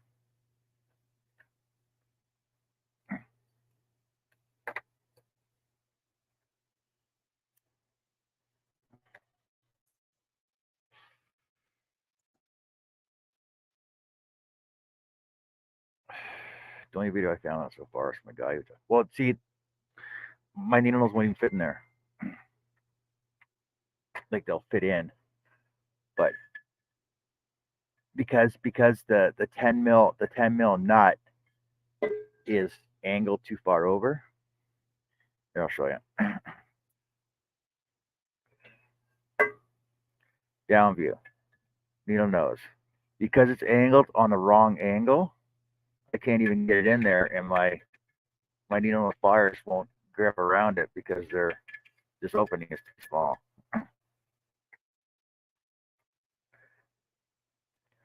This opening is 2 centimeters wide. it's 20 mil wide, and I got to fit my needle nose pliers in a 20 mil hole to hold onto a 10 mil freaking nut. The math doesn't add up.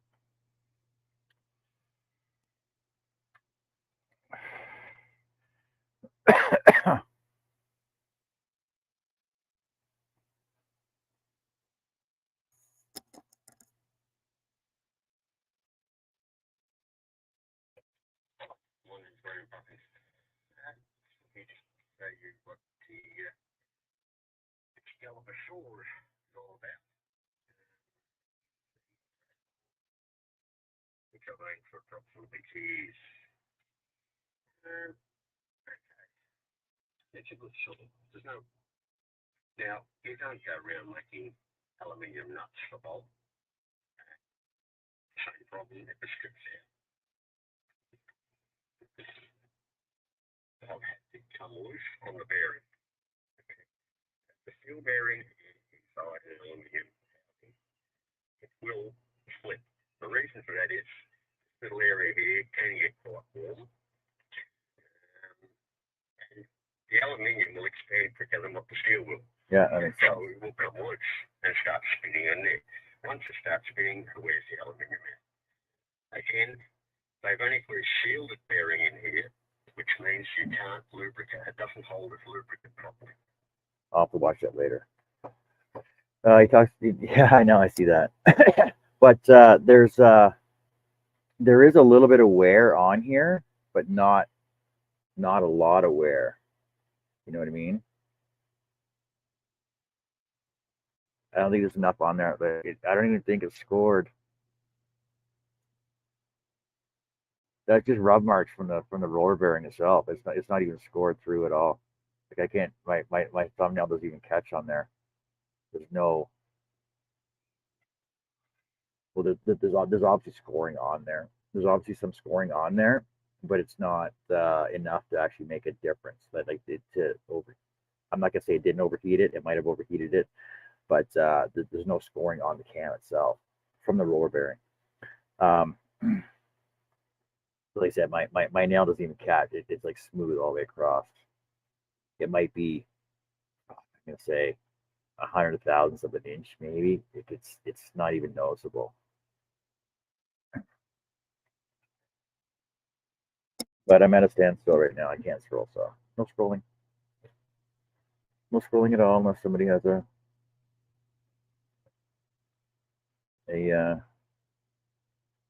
scroll cell they want to throw at me. So I'm either down for until I get that refab or a new one sent up, or until a new scroll saw is not a possibility right now.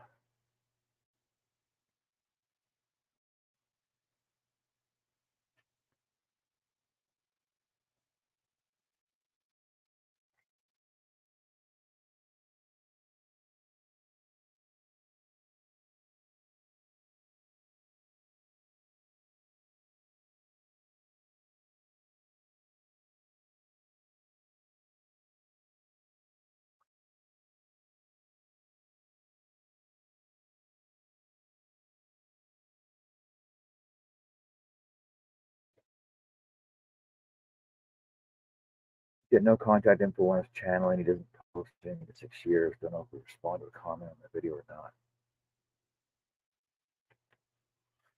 The bearing, no, the bearing on the motor is fine. There's nothing wrong with that at all. Watch, it's like a fidget spinner.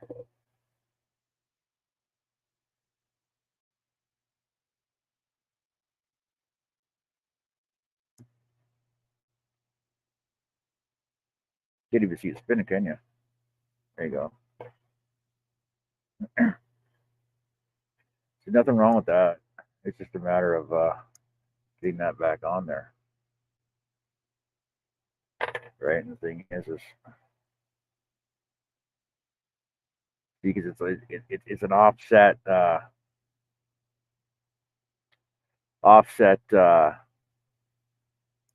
what's it called, armature. It's an offset armature on there, right?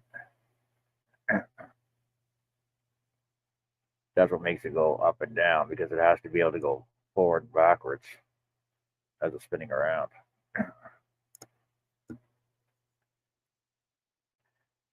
Randy, hey man, move the black knob, small set screw, detach the linkage on the very front of the saw, both arms, two bolts, and pull the entire assembly out the back. But I can't.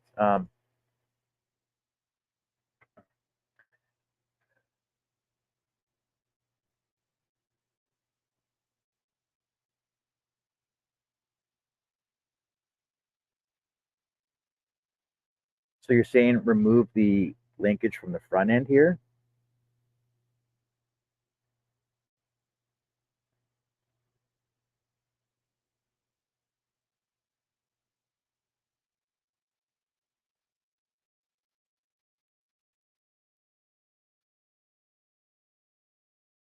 So remove it from the front end here. Remove this head section and pull it through. Oh, top and bottom.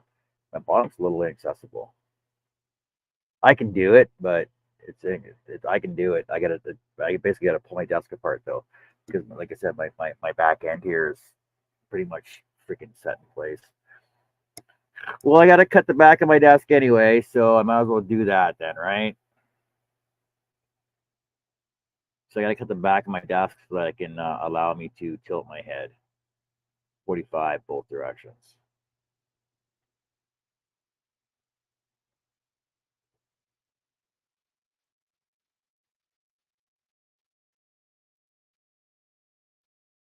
All right, then I'll pull.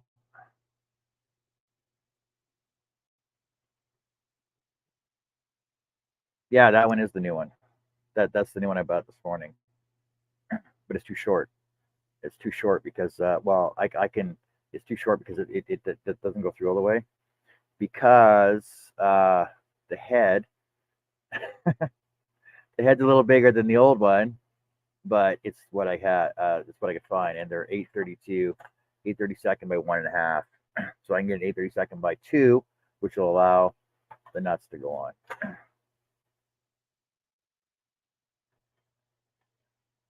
Or I can file that down a bit more to get the head in there and then the nut on that side. Right.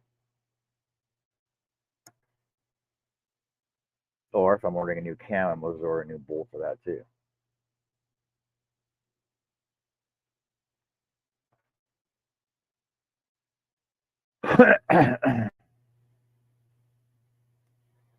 But in order to cut that, I got to get. It's gonna be a freaking process now.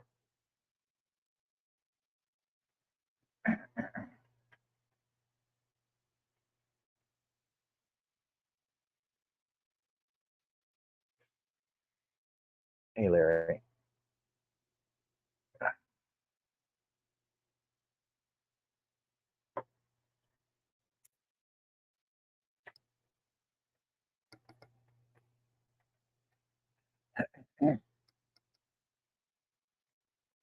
So I just hate pulling this apart. Pain in the ass.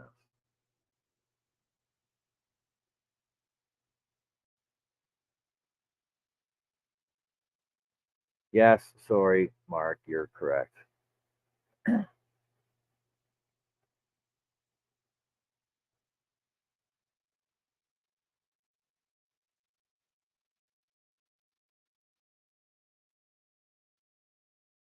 That's just what we refer to them as an 832, like a 1024. It's just refer to it as 832 and 1024.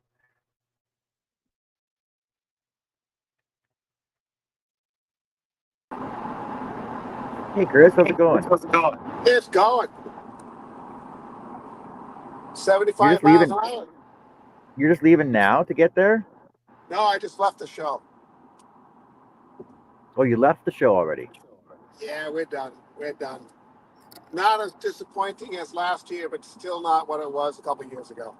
No. Yeah. They had two huge used tool sale booths. Don't give a darn about that. Oh, okay. But they did have Oh, some shoot. shiny stuff. Yeah, but they didn't though. Huh?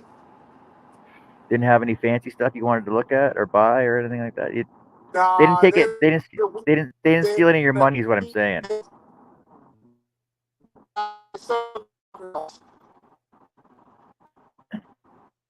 and that Yeah, was you're mainly cutting just out. replacing. Hey, Jeannie. Someone's Remove the coming out. bolt and nut on the top arm in I front. think I Will lost it you. allow this? No, you're still there, but you're well because you're driving. So it's going to be touch and go. I'm driving. Yeah, we're in a bad zone. Anyway, I did meet Daryl. I said hi to Daryl. Yeah, Daryl's he's good. a cool guy. Eh? Yeah, Daryl's cool. he Did is. you He meet? is. I've been following him a long time. What about Johnny Mac? He was there too, but he was looking too cute to talk to. No. He was busy. I don't want to bother busy people. Yeah, he's probably the busiest one there. Well, there was a list on the website. It showed a list of nine main people that were there. Yeah, yeah. Most of them I didn't know. But it was worth an hour and a half drive. Well, I'm glad you had fun. I'm gonna leave the stream now so I don't crash my car because I don't want to be distracted. All right, Chris. Well, thanks for joining us. We'll see you See when you you later. get home, maybe. All right, take care, man. All righty. Bye. Hey, Jeannie. Okay, so John says if you remove the bolt and nut on the top arm in front, it will allow slide the cam assembly back to get the bolt off. That one.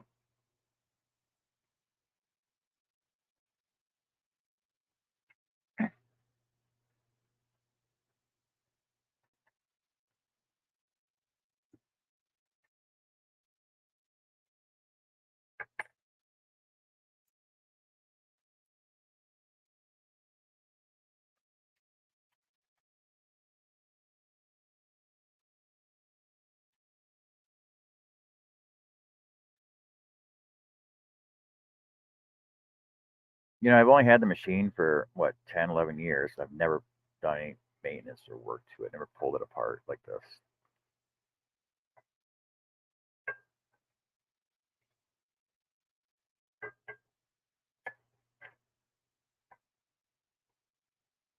See, that's on a bearing too. Just give me a second here.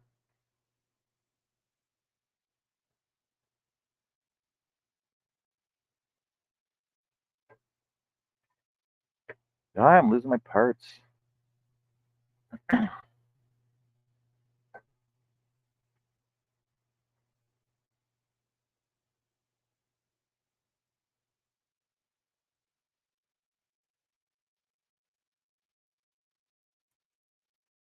won't lose my washers though.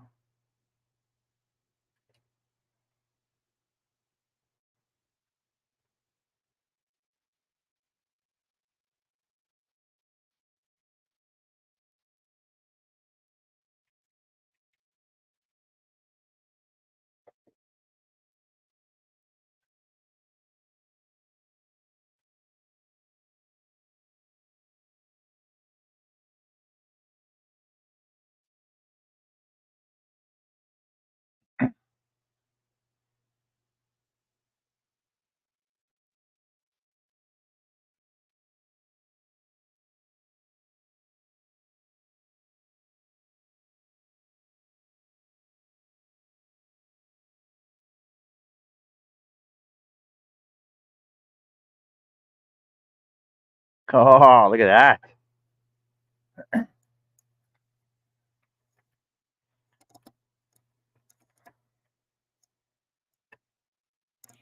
See, I can get that whole thing off right now. There's no way I'll be able to get that bottom one off though. Thanks, John. That makes it a little easier for me.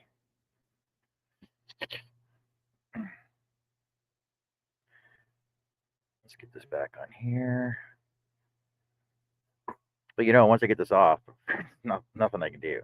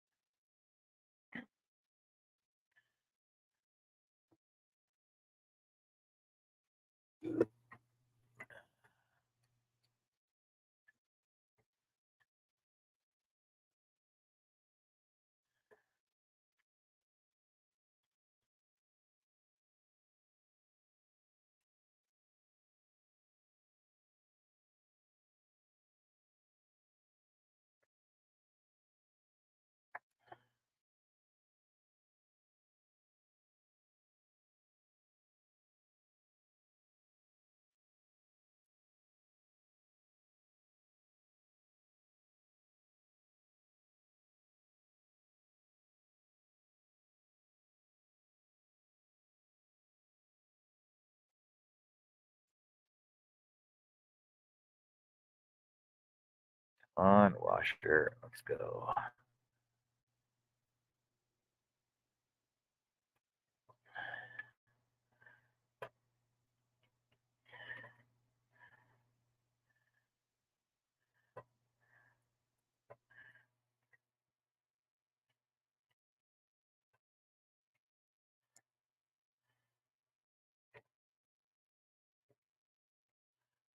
Of course, there's another one back there. Why wouldn't there be? Hey, Will, how's it going?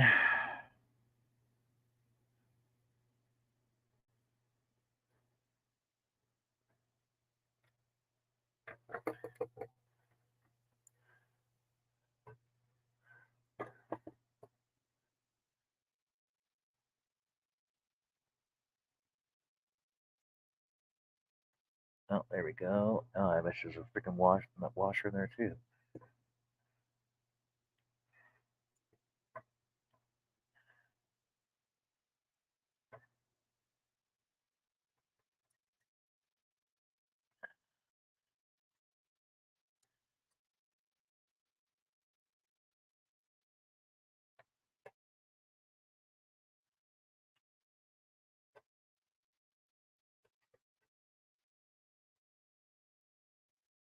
Okay, I got that assembly off there to that point.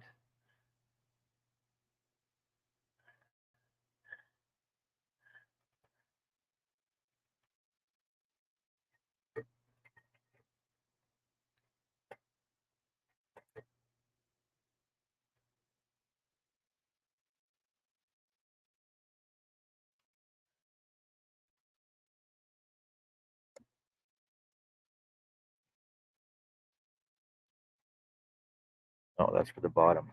That's for the bottom bolt to go through. That is. Let's not attach anything there though. So now I got to get this out. Get that out so I can get my cam off there. So put it there. Let's go with this one. Give me a second.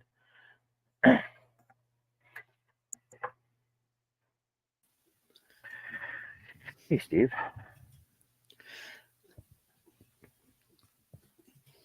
It's not Steve, but okay. Oh no, sorry. Hey, Mark. No. I saw Steve out there. Hey, Steve. Steve's here. Hey, Steve. Yeah, I broke it. I broke it last night. Steve could fix it for me. I know he can. Steve's the guy. He can't fix it. No one can. Yeah. Hey, Mike. Mike, I love your freaking awesome Nutcracker. Do you see Mike's Nutcracker? No, Mike and I, our relationship haven't advanced to that point yet. It is not a euphemism either. Oh, okay. Just hold on a sec. I'm gonna pull up Mike's Mike's Nutcracker on Facebook here. It's actually pretty cool. It looks awesome.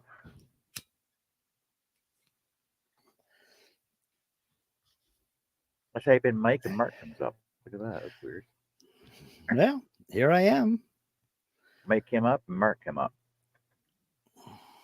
Yeah. How's it going? It's going.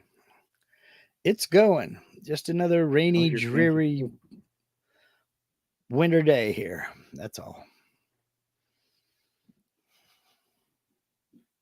All right, let's start with this picture here.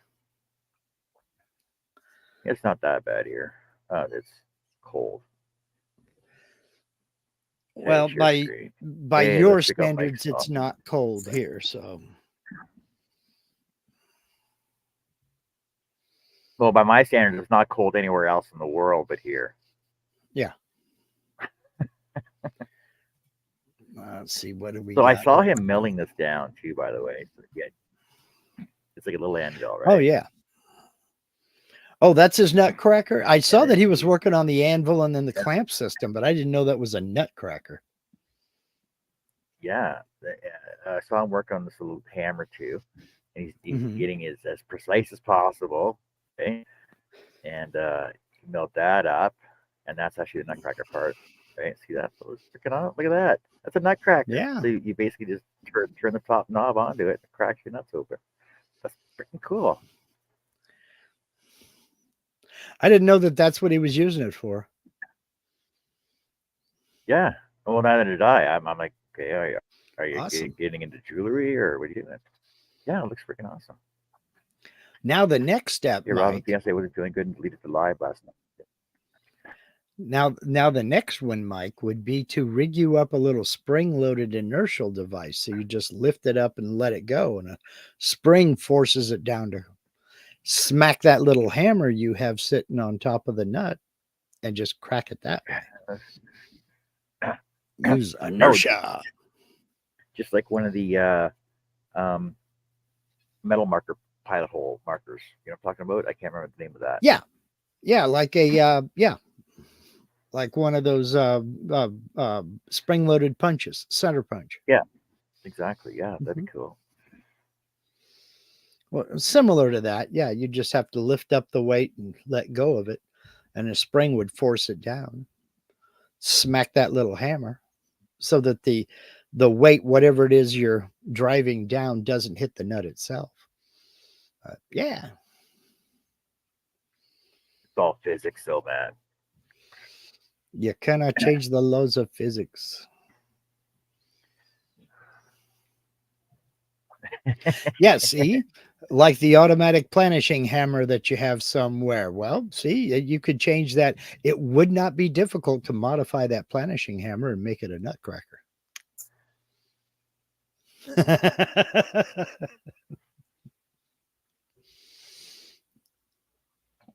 Yeah, I wasn't too happy when I came out to my shop this morning.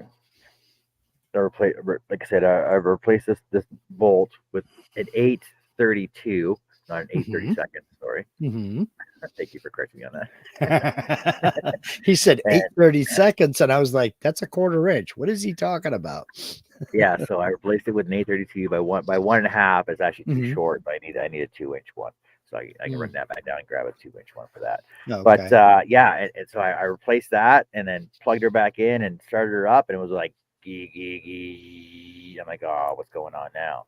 So I Mm. opened up that back end and seen that that Mhm. half of that freaking cam sitting in the bottom. Like, Well, like I said, Seiko has that entire assembly. It's the linkage, that rocker, and the cam. It has all of that as one piece, not one piece, but one assembly for the 21-inch for like, I think it was 149 US. But they also said if you don't see your individual part, contact us. yeah, Because they just listed the most common. So they may have that cam for sale separately. Of course, getting it out of there is another issue. yeah. But I think I think that who was it? Somebody up here that was talking about taking the whole assembly. Randy Yeah, Bouchen. Yeah. Randy. Yeah, And that that assembly comes with both the top and the bottom linkage on it. Let yeah. me Because go.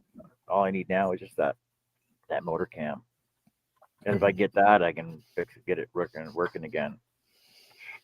Just put all my bolts back in place. I'll be happy. Let me see if I can find go back in my history and find that. Let's just go to history. Yada, da, da, da, da, da, da. Was that? Yeah, it's called the Drive Link Complete Assembly. And for the 21-inch. And I'll send you a link to that page, John. All right, Richard. Hey there, Mark. Wait, I got to get my halo. See my halo? Oh, Hello, hello.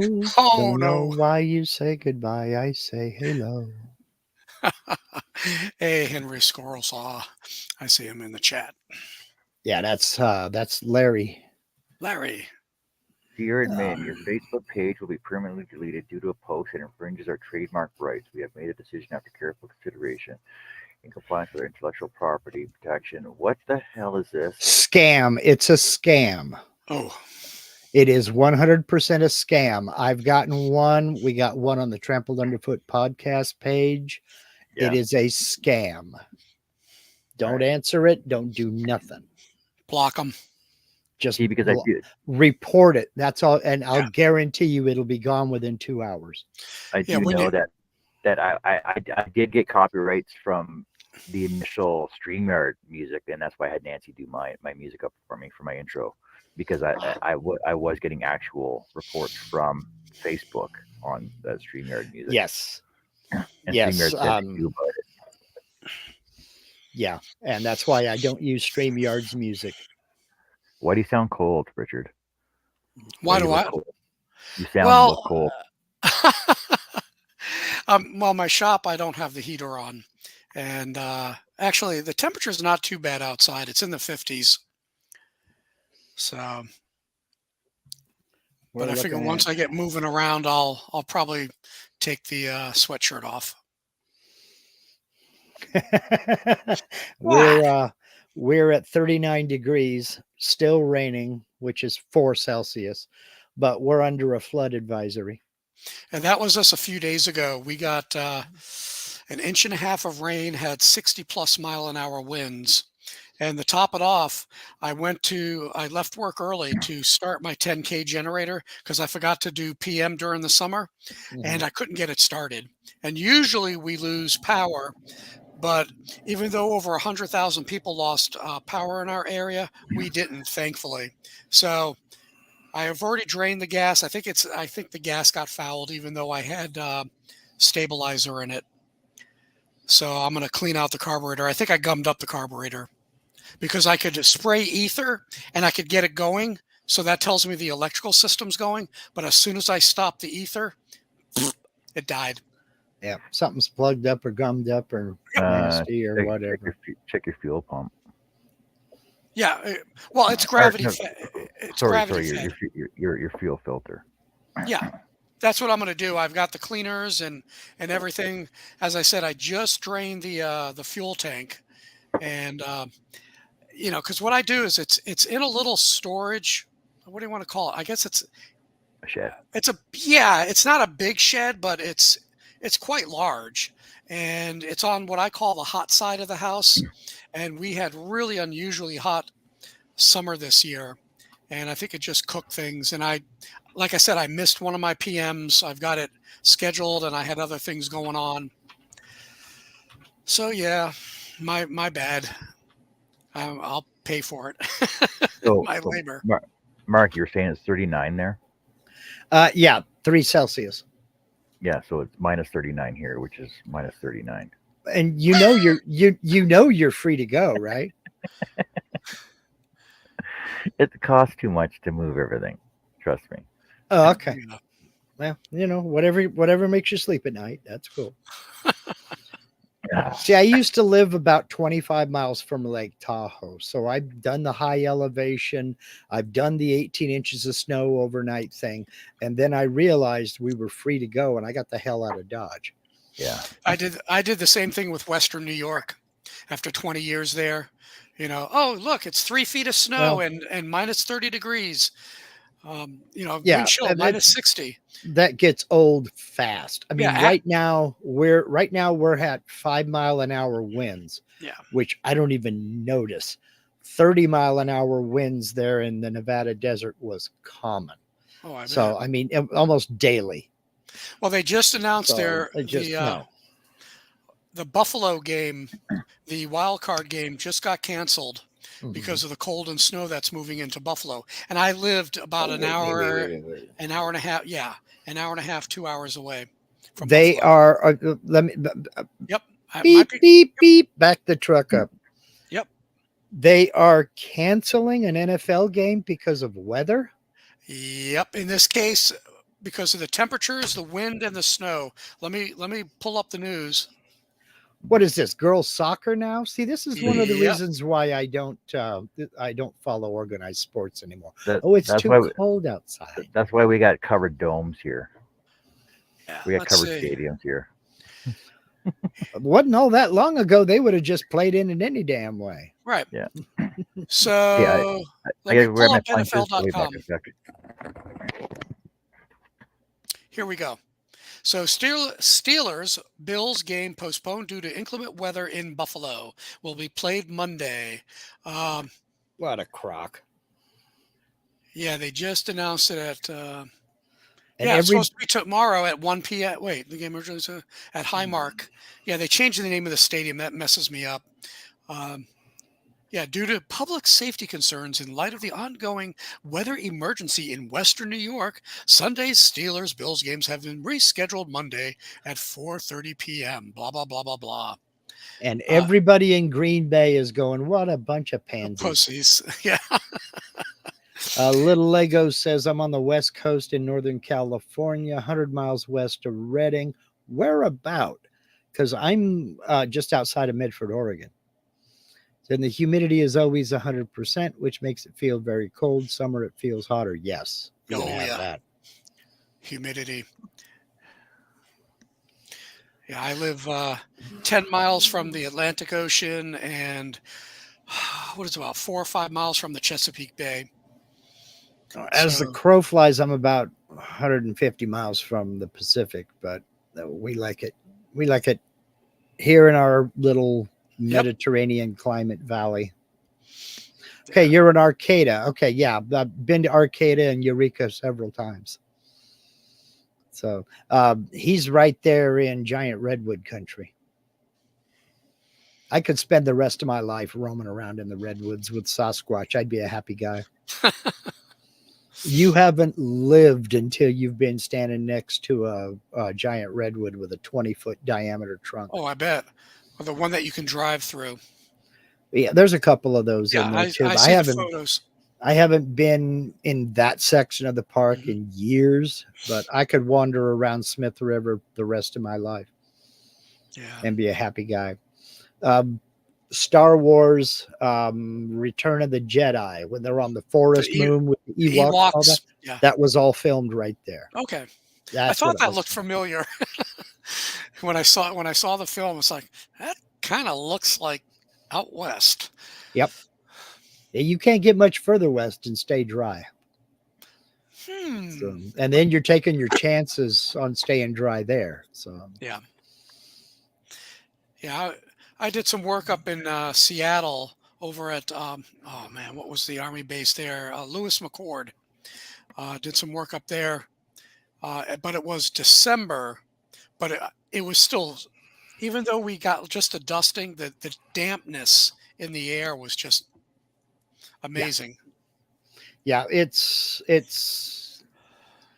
Oh yeah.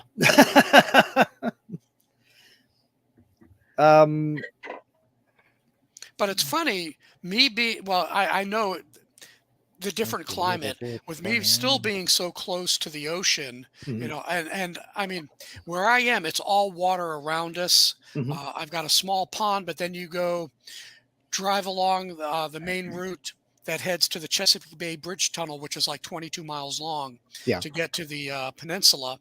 I'm sorry. To the we call it the peninsula, the west eastern shore. Sorry. We've got two ways. I keep forgetting which the nicknames they call them. But, once in a while we get the humidity, of course, but because of the Atlantic breeze, it just pushes it Yeah. away most of the time. So the humidity compared to when I was in Seattle is just the phenomenal difference. Well, the humidity in Seattle, but then Seattle, man, I swear they think the sun is evil up there because it's out for like 3 days a year. Yeah. But little Lego is asking, does Medford have a Lego store? I'm the wrong guy to ask. They might, but I don't think so. We don't even have an Apple store. Wow.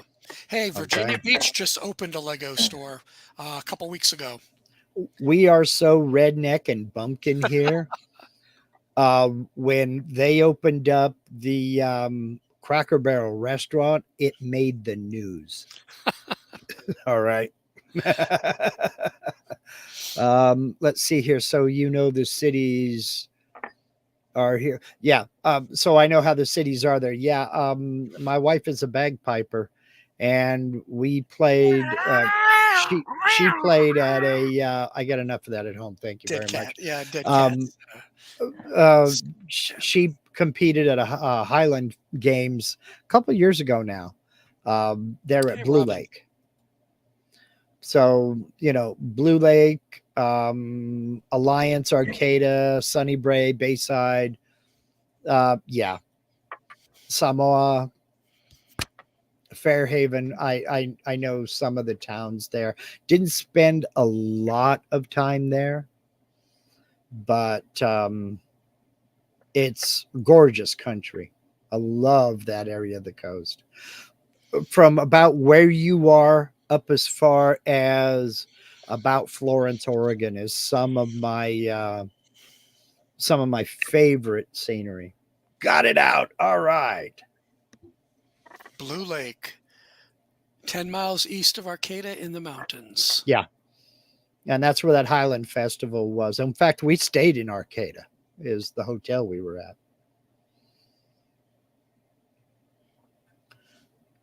So we got it out. Now all you got to do is get a new one, right, John? Yeah, that's easy. That's the easy part, right? Yeah. So, John, was it easier getting it out once you got that those front bolts out? Oh yeah, for sure. Okay. For sure. Okay.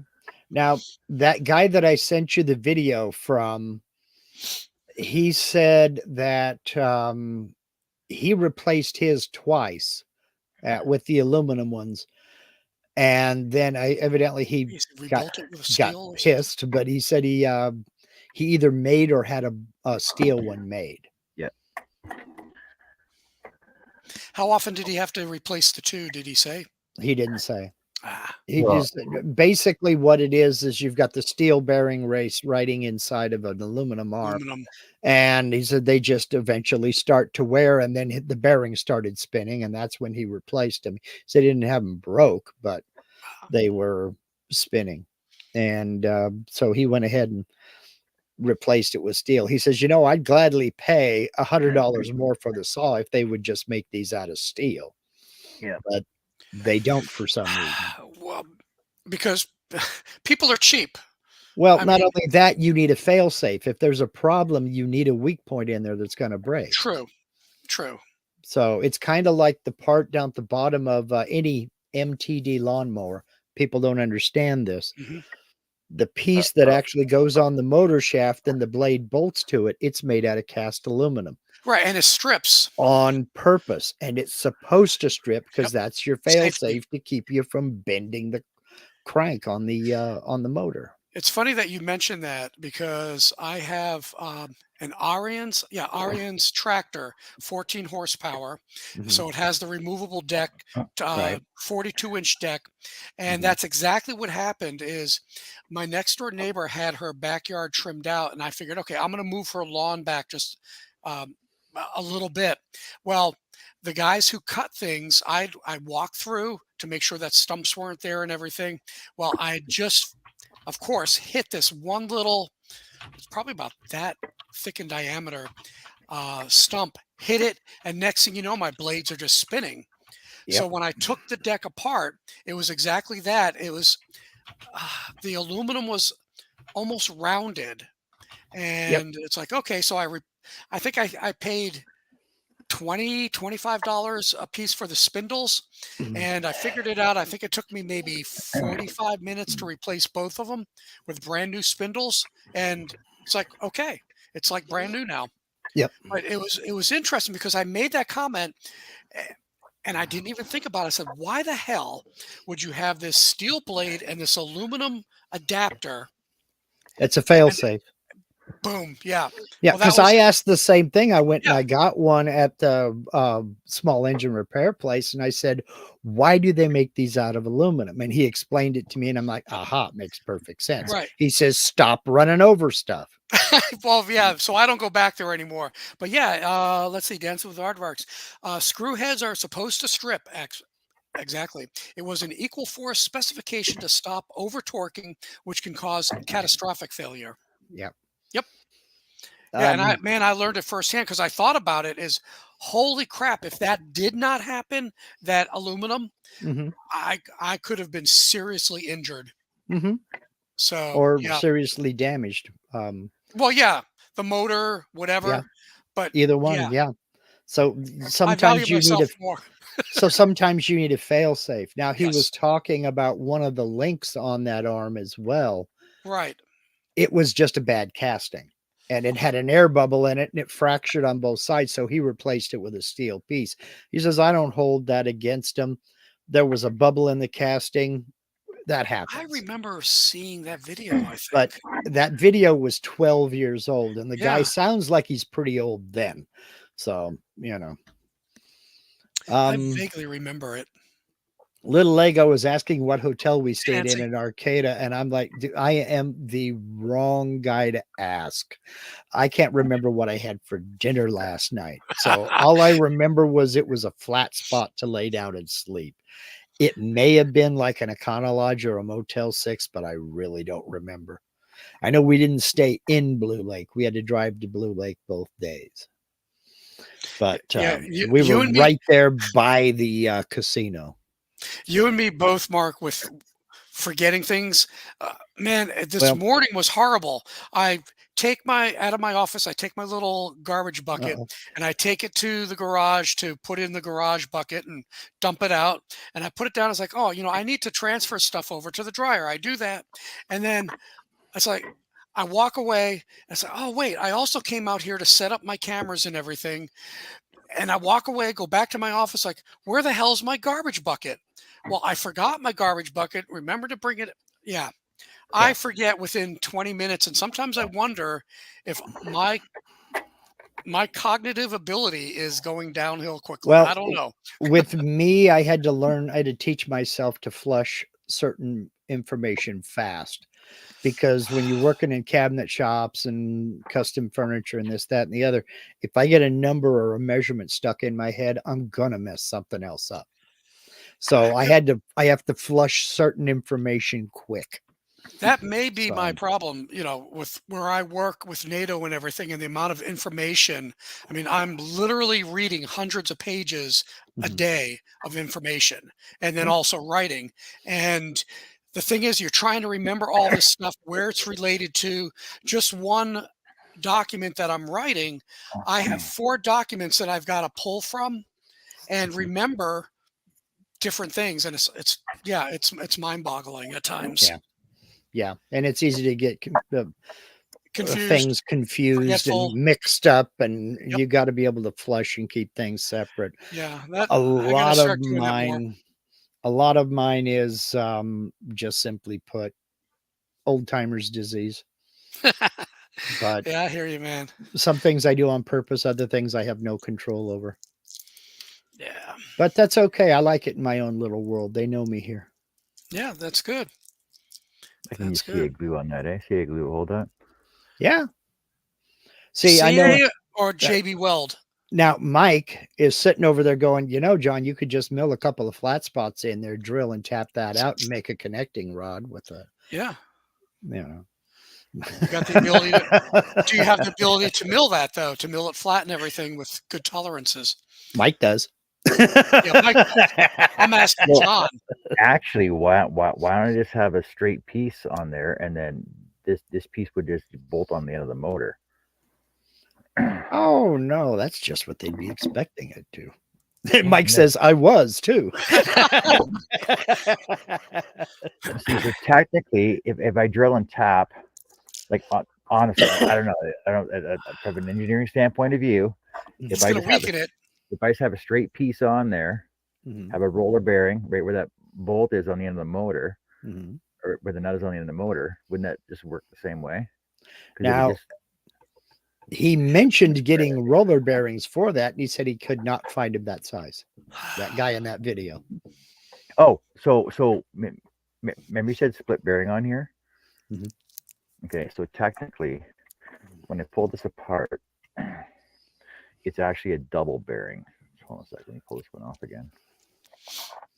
So it's a bearing inside of a bearing. So there's one on the motor cam itself, right? Yeah, yeah. And then this one slides inside of that. Okay, so you've got a bushing inside a bearing. Yeah. Okay. Yeah, does that make sense? Yeah. And this bearing. Ooh, Okay. Ellen might Lego talk. does live streams 6 p.m. on Thursdays. Okay. Why does this one look like it's got And grooves that's in it? Pacific time, obviously. Oh, that's why. This is a chase bearing. It's got those little bearings inside of it. You know what I'm talking about? A boot. No, but I'll. Okay, so it's a bearing, but it has other bearings like longer bearings inside of it. Like a chase. Okay. Okay. Okay. Yeah. Yeah, and that's what this one rolls on, right? Okay.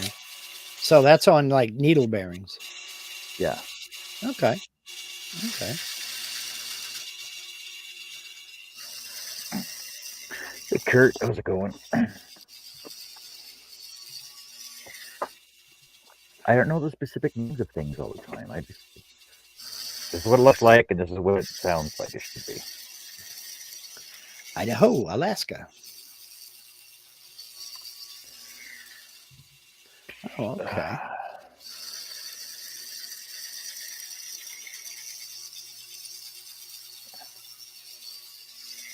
Sun shining in 54. Yeah, so now I'm down. I got no scroll saw now.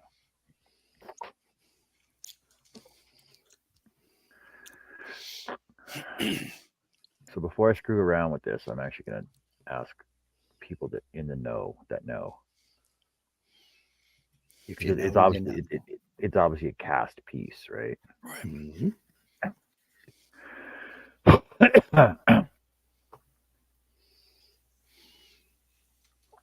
But then again, it has to be perfect.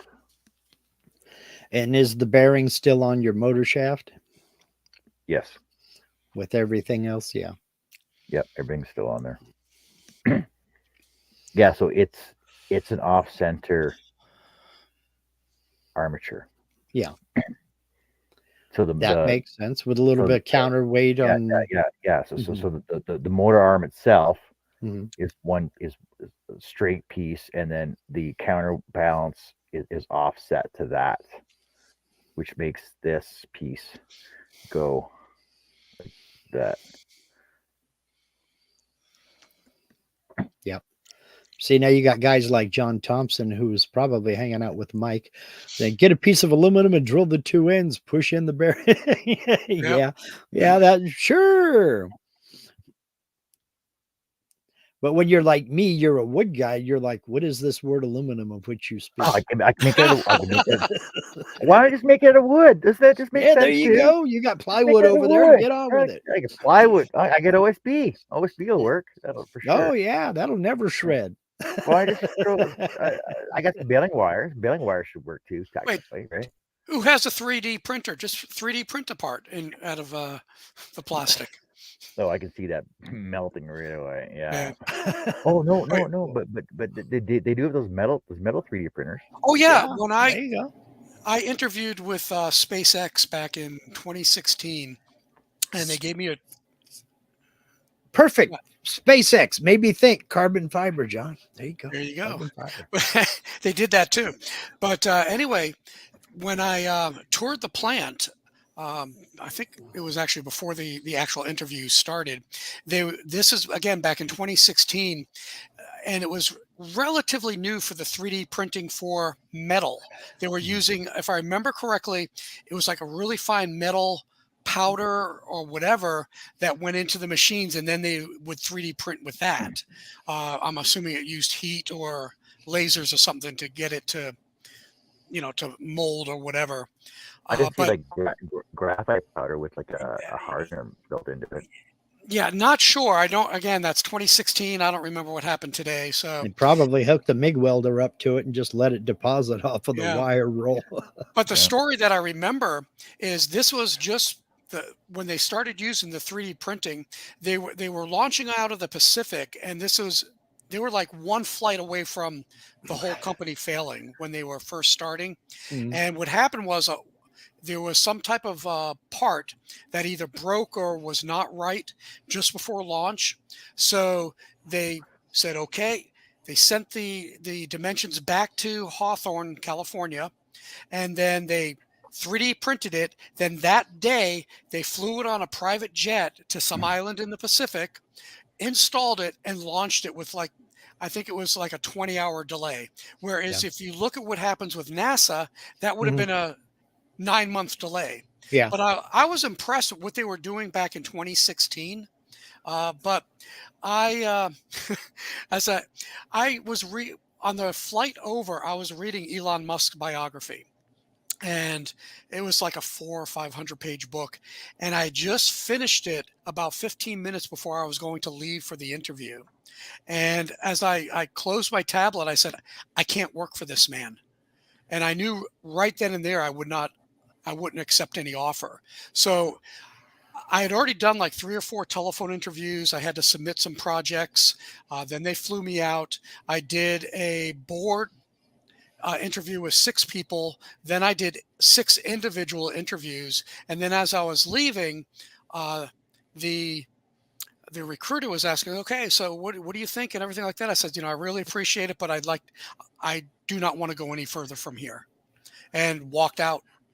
So, but I paid for my flight to LA, enjoyed a little time there, saw a friend I hadn't seen in 15 years Mhm. on their dime. But no, they Um, were impressive, but I can't work for that man. Mike says reinforced ABS maybe, or scroll it out of some lignum vitae. Oh wait. Wait. Oh wait. Hey Mike, I think you got it.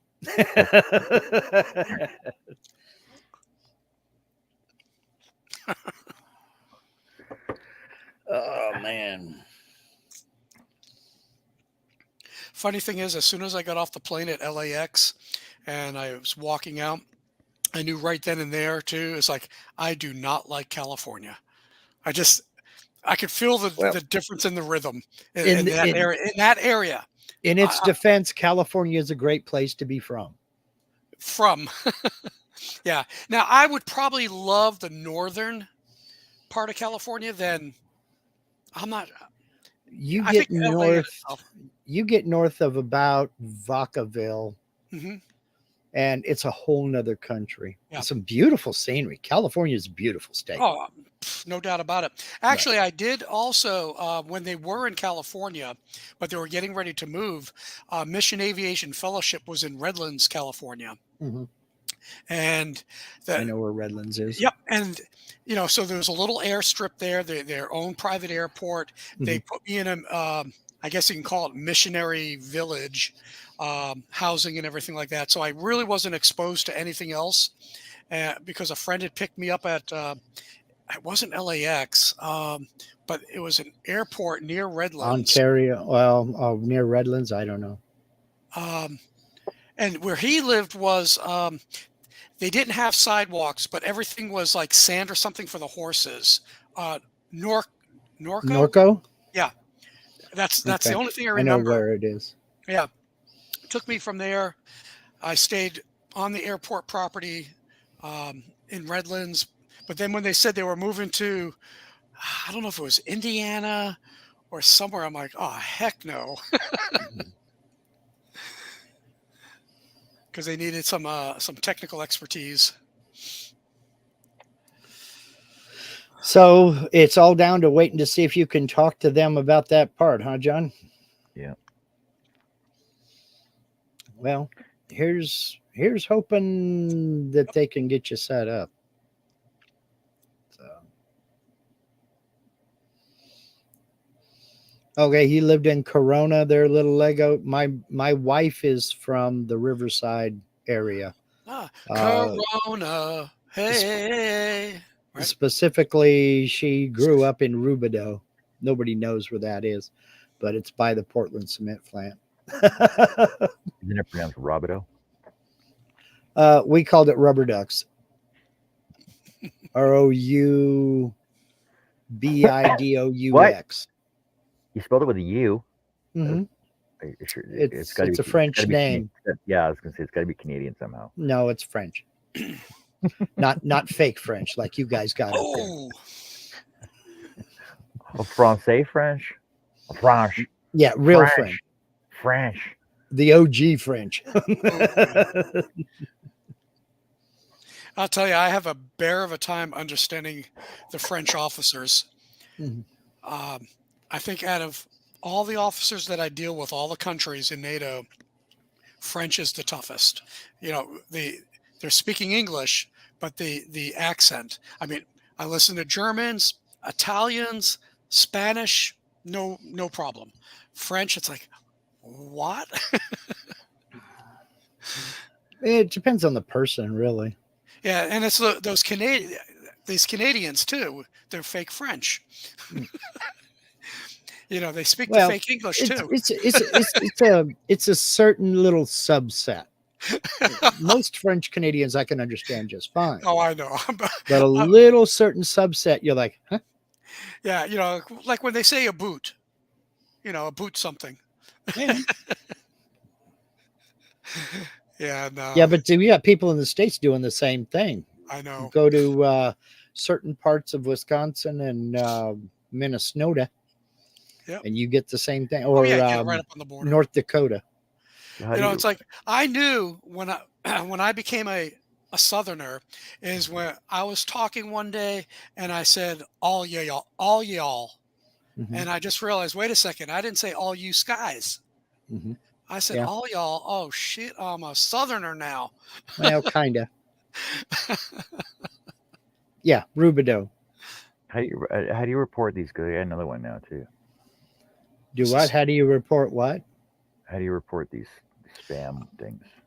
Up in the upper right corner, next to the name, I think there might be like 3 dots or something. You're talking now, Facebook? If you click on that link, does it take you to a Facebook page? Or does it take you to within like an internal? I wouldn't click on the link. Just Messenger. Just on Messenger. On Messenger? Yeah, Facebook doesn't do that on Messenger. Yeah, it's so Facebook Messenger. So it's guest 8243 and guest 612. Yeah, no, it's no. If it's in Messenger, I don't know how to report something within Messenger. I'm trying to remember if you can get to their profile. You can report their profile, I believe. No? Can't even if you get to their profile, you should be able to from Messenger. Either that or highlight their name, put it in the search bar, and then find it and see if you can match. But otherwise, let me see. Yeah. I don't think I have Facebook on this computer. Are there 3 dots next to their message? Yep, and it says just to stop communication. That's it. Should be able to block them at least. What does it say? Stop communication. That's the only option it gives you. Really? Because with me, I've got remove and forward. Then again, I'm the owner of that chat. No, I've got remove and forward. So move to spam, delete, mark as follow up, mark as unread, click or import, mark as important, or mark as move to done. Add labels. Yeah, there's nothing I can't report it. Nothing. I don't know which build of Facebook or which build of Messenger you have.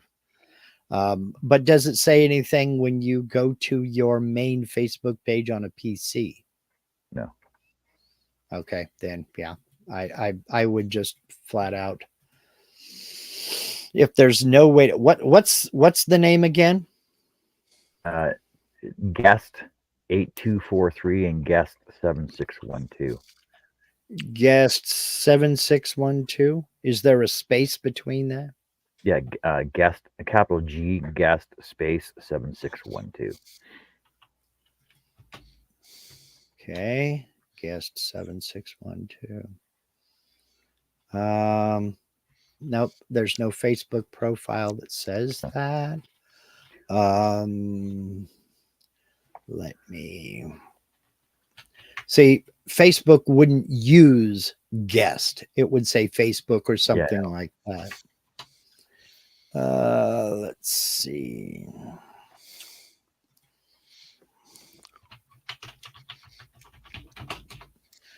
Yeah, let me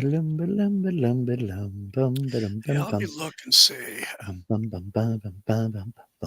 So you said you got this in Messenger, so Yeah, I got it on my Facebook what if I could page right. through Meta Messenger. Okay, so the Meta Messenger. Oh, okay. Yeah. Because I was just looking, is in Facebook itself, there is a report feature right in Messenger. Yeah, but not on. Right. So Yeah, see, that's what I was looking. I was looking at Facebook itself. yeah, I and would ignore it. let me see if I can get into my Meta Messenger. Not today, ISIS. Oh, the Yep. block messages and calls, block user. There you go. Yeah, but they're just gonna come up with another name, right? That's why I got two of them on here. Well, about all you can do. There's no way to report that to Facebook. At least not making it easy on you. Let's see. So this person is using your website's chat plugin as a guest. You will no longer be able to message this person 24 hours after the first message. Right. They're using my website as a guest. How does that make sense? No, they're using the chat feature. That's how they found you, was through your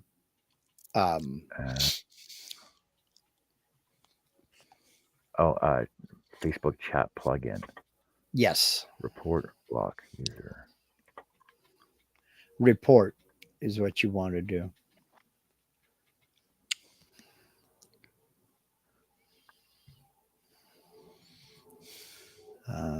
Block development. Yeah, see. Man,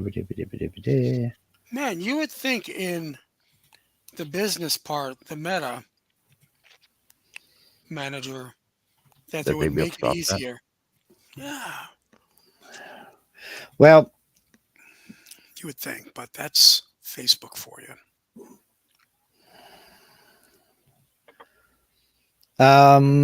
Kurt says guest, if I remember correctly, is used if they are viewing via Facebook group and not on YouTube, as they did not permit Facebook to send the name to StreamYard. This is a little bit different. That would come up as Facebook user. Mm-hmm. You're right. They didn't. If somebody was trying to interact with the live video and they didn't allow Facebook to send the name to StreamYard, they would come up as Facebook user. Guest, they're trying to chat through his page with him. On PC, highlight the name and click the circle with 3 dots and click view profile on the drop down that appears. Yeah, that's Facebook. There's no view profile though. Okay, so they're not a Facebook user at all. They're just contacting you through Facebook. That's why it says guest. They're not linking it to a Facebook account. So, John, what kind of illegal things were you doing to get that message? Mopery with intent to creep. Let's see, what else?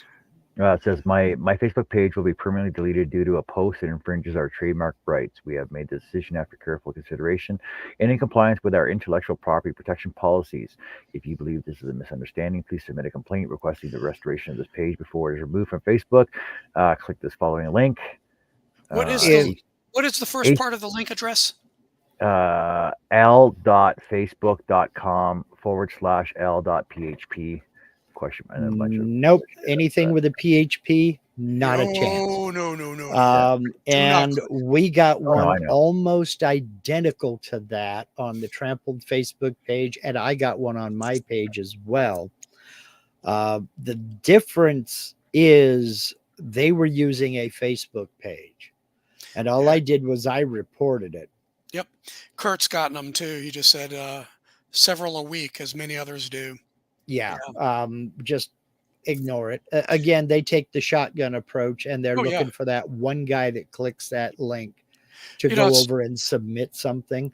And it's like, oh, hell no. It's like the spam mails. I mean, like the IRS is after me. Well, So if you know all that information about me, you know where I live. When you knock on my door, we'll talk. Exactly. And that's like you used to get the phone calls. I love these phone calls, with the thick accent. And I would just rip into them, say, yeah, you come to my door. I'm going to block, They will get off the phone fast, so fast that they'll get off the phone so fast it'll make sparks. If I you did get one guy who stayed on. If you answer every unidentified or private phone call with WBAK, you're on the air. Oh, yeah. They can't get off fast enough. Yeah. No, but I did get one guy, which was actually funny, is we were just swearing back and forth at each other at this point. And then finally I just shut up and I said, hey, let's talk. And then all of a sudden we just started talking, and he said, well, I've got to support a family. I said, yeah, but you're still ripping people off. And I think I spoke to him for about 20 minutes. Right. But all I'm thinking is that, yes, I kept this guy 20 minutes from calling other people. So hopefully he missed other people who don't, would normally take the scam. Maybe they'll fall for it. But it's like the emails. I was just looking at one from the IRS, and if you read it, you can see the grammatical, you can see the spelling errors and all that. But I put on my tinfoil hat, and what I always say is I think they do that on purpose, that they leave it like that. Because consider, let's say out of 100 people, the 3 of us, for example, look at it and say, well, dude, you can see right there, just in this is not, this is foreign. You can tell by the English. Well, what it does is it filters the smart people out. Absolutely. Who won't get caught.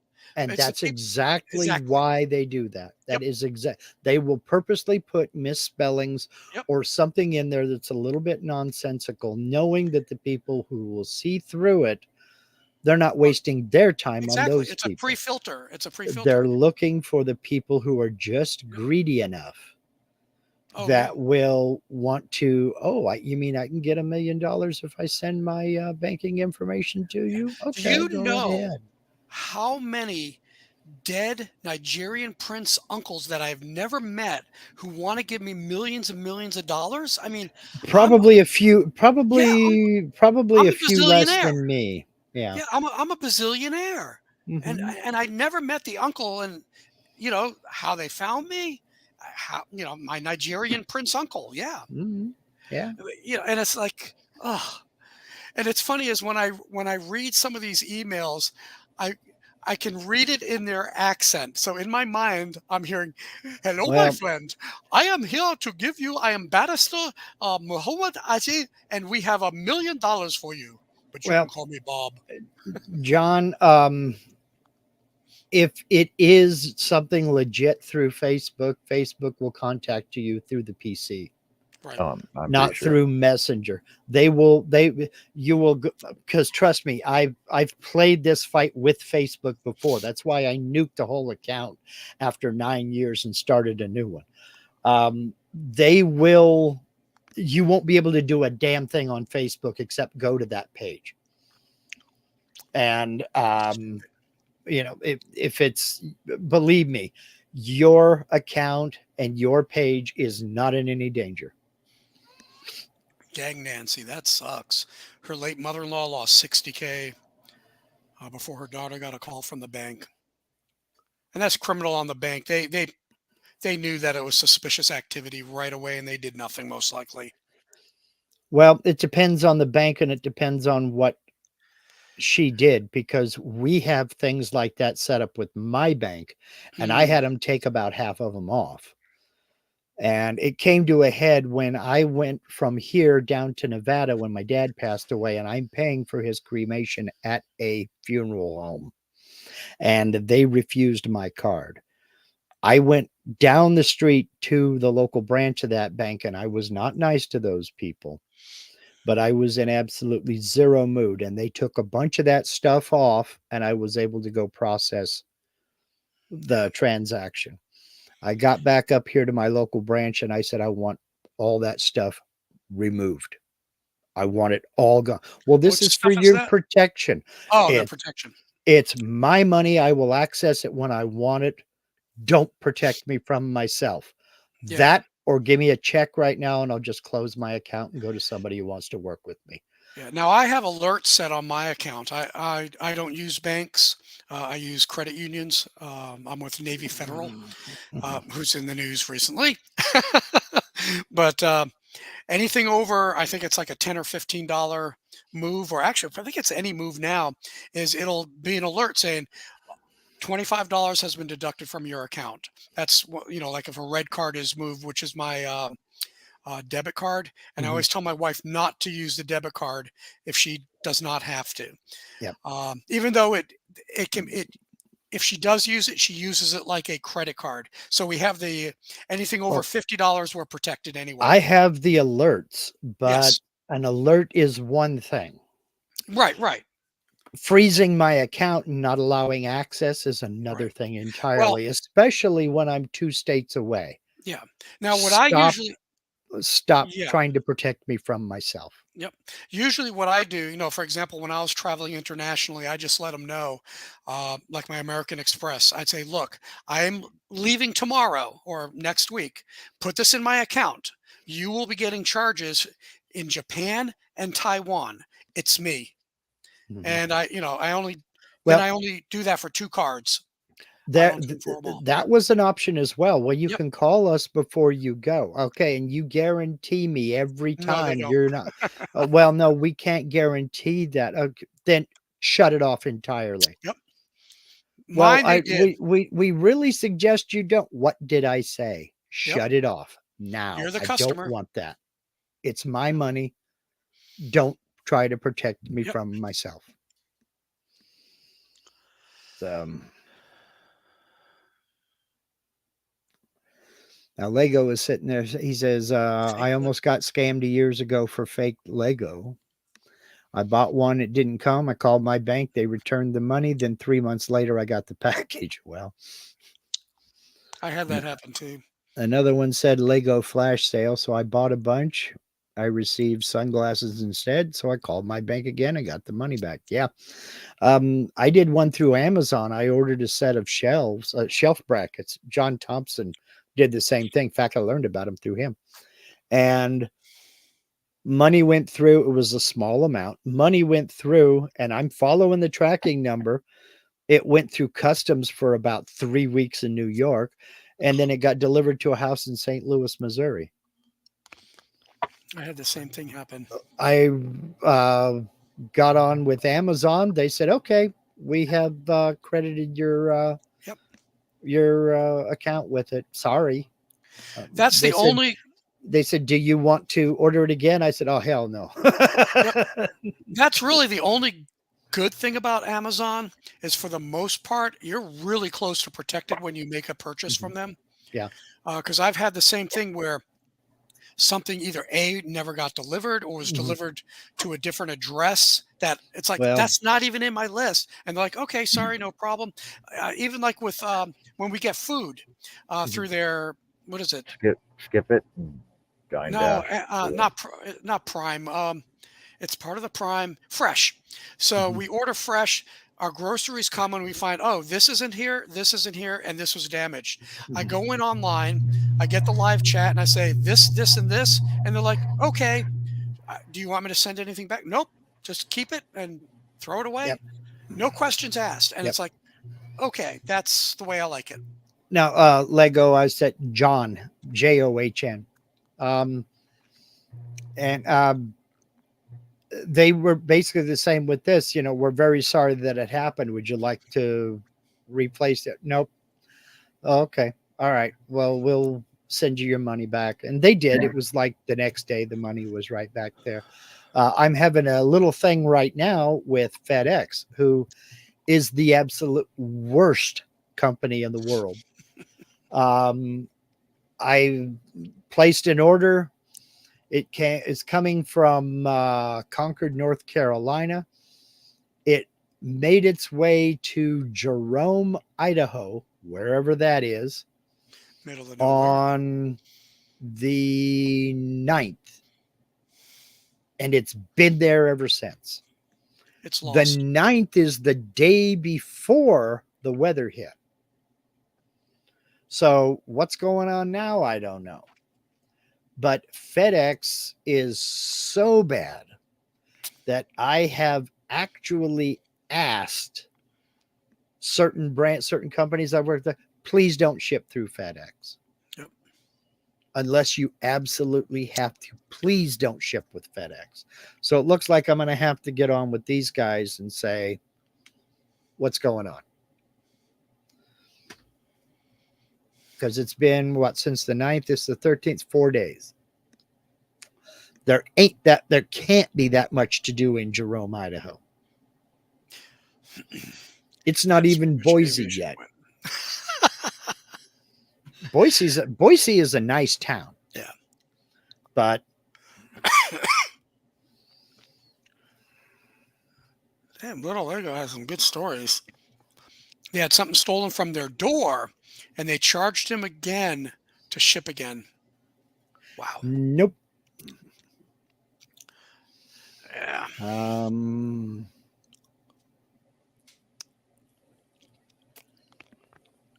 I get actually the best service